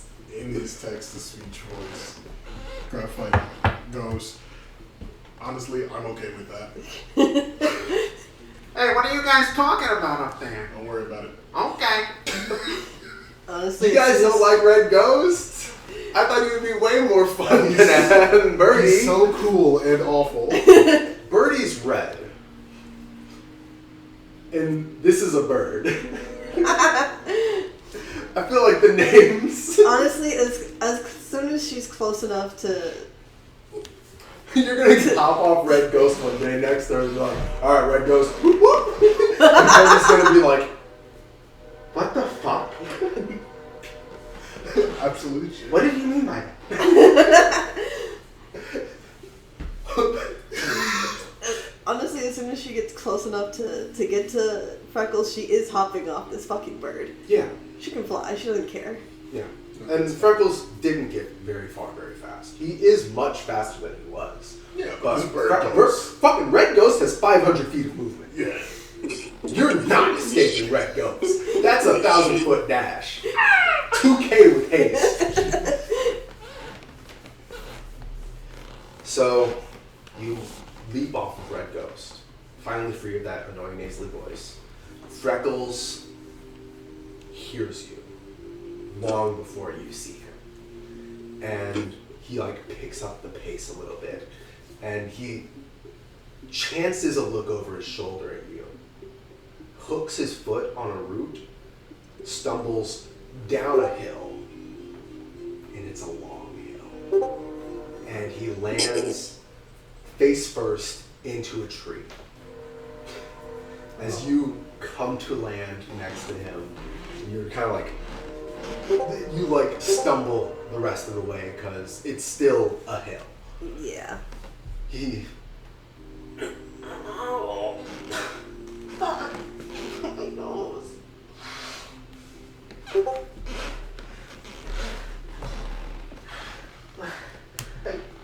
I don't want to be around you right now. Just leave me alone. I'm sorry. Muse pops out on your left and says, I too am sorry, Pet Freckles.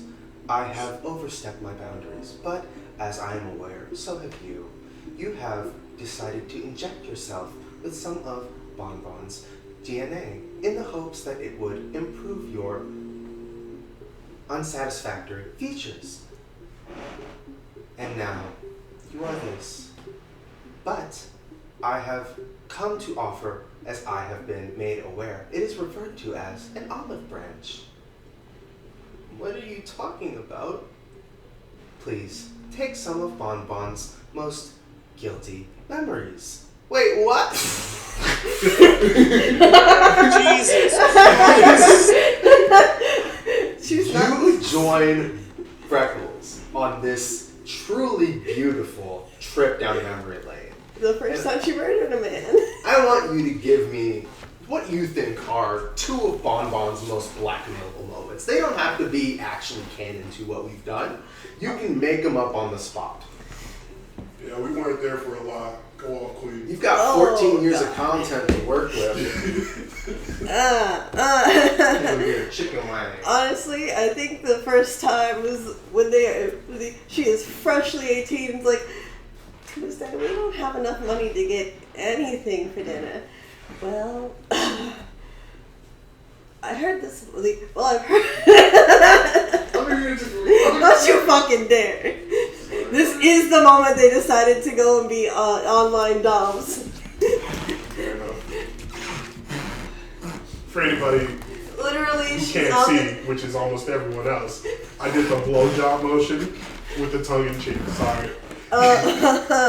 Though honestly, I feel like they did not start doing just full dom work. This is her begging for creds as a 18-year-old being full cute, please. Crazy. Like begging for creds for food is not fun. All right, give me number 2.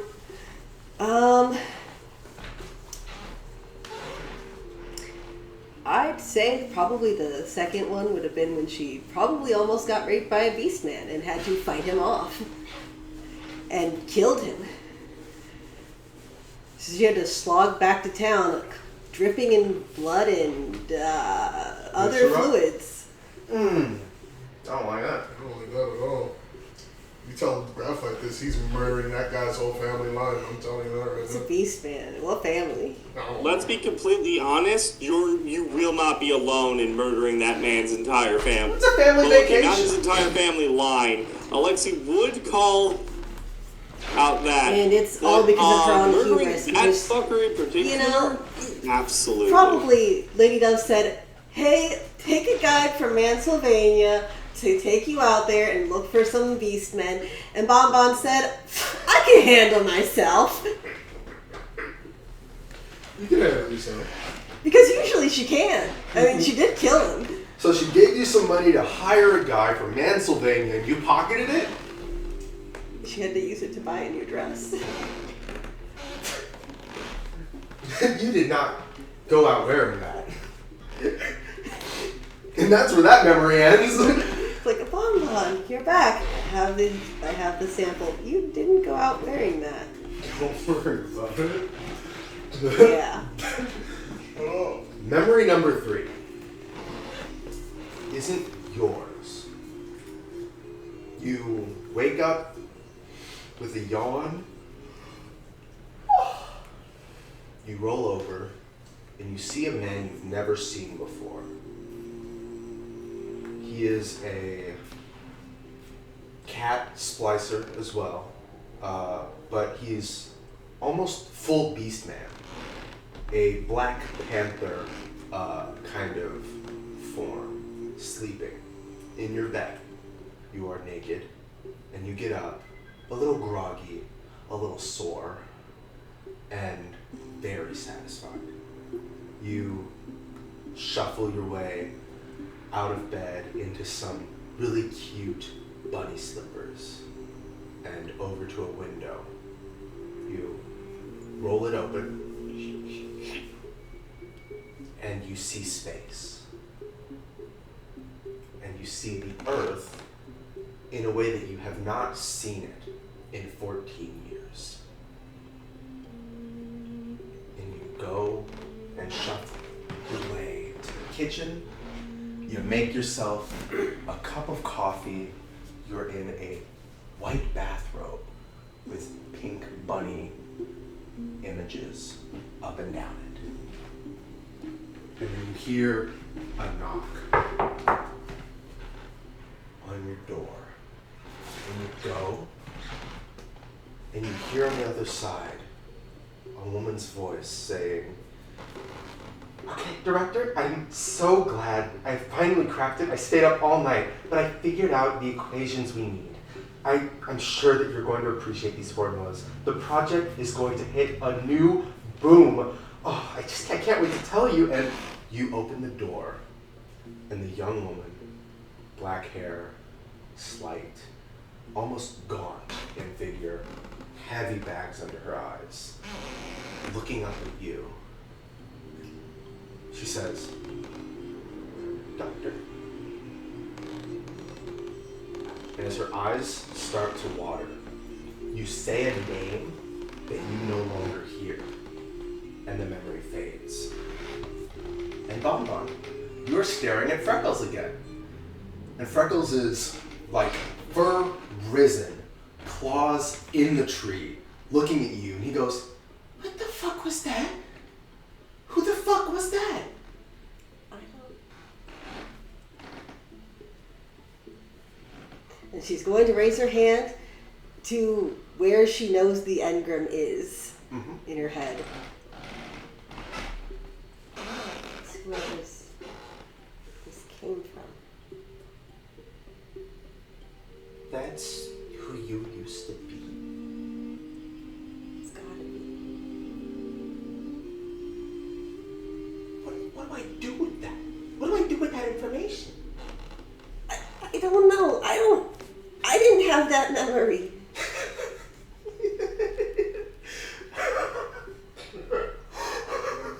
I'm trying so hard not to laugh.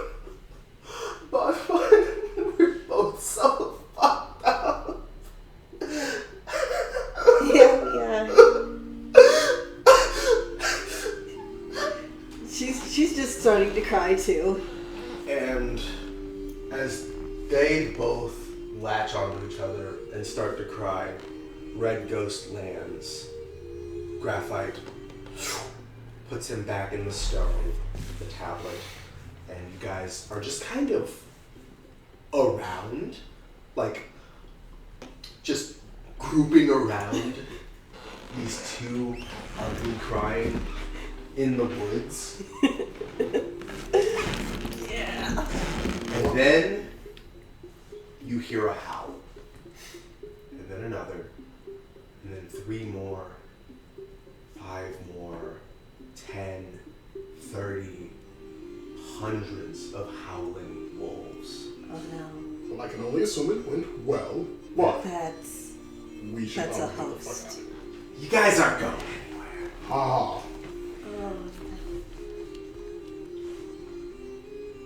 Dozens of wolf beastmen of varying flavors and colors and varieties. Dogs, some have features so different among each other, and all of them grinning wildly. And from the middle of the pack saunters a mostly naked, very butch, brolic-looking woman, towering over most of you, still shorter than the Oni and you. You being a terrifying. graphite. You don't know what kind of trouble you're in. And I'm assuming you idiots don't know whose turf you're on. And that's where we're going to cut today's session. Yeah, we just stumbled into a fucking host. woo! That was spicy. As if you guys don't know, for the rest of you, a host is a group of beastmen that numbers in, Approximately 1,000. No, I got that. though they aren't all just beastmen at that point. They got People other humans that live at their camps that take care of things. willingly. Some of them willingly. Alright, well, You guys won't be. we'll probably have to negotiate something. Well, if nothing else, I'm a medic. I can offer that. It's a service that they Perhaps we need. could go over and enter into some kind of fuck contest. Summon the rock again. We get That it. reminds me. Sure, graphite could outfuck the horse. If I may, really quickly, before we end today's session, the last thing she says, boys, take him to the cockpit. Huh?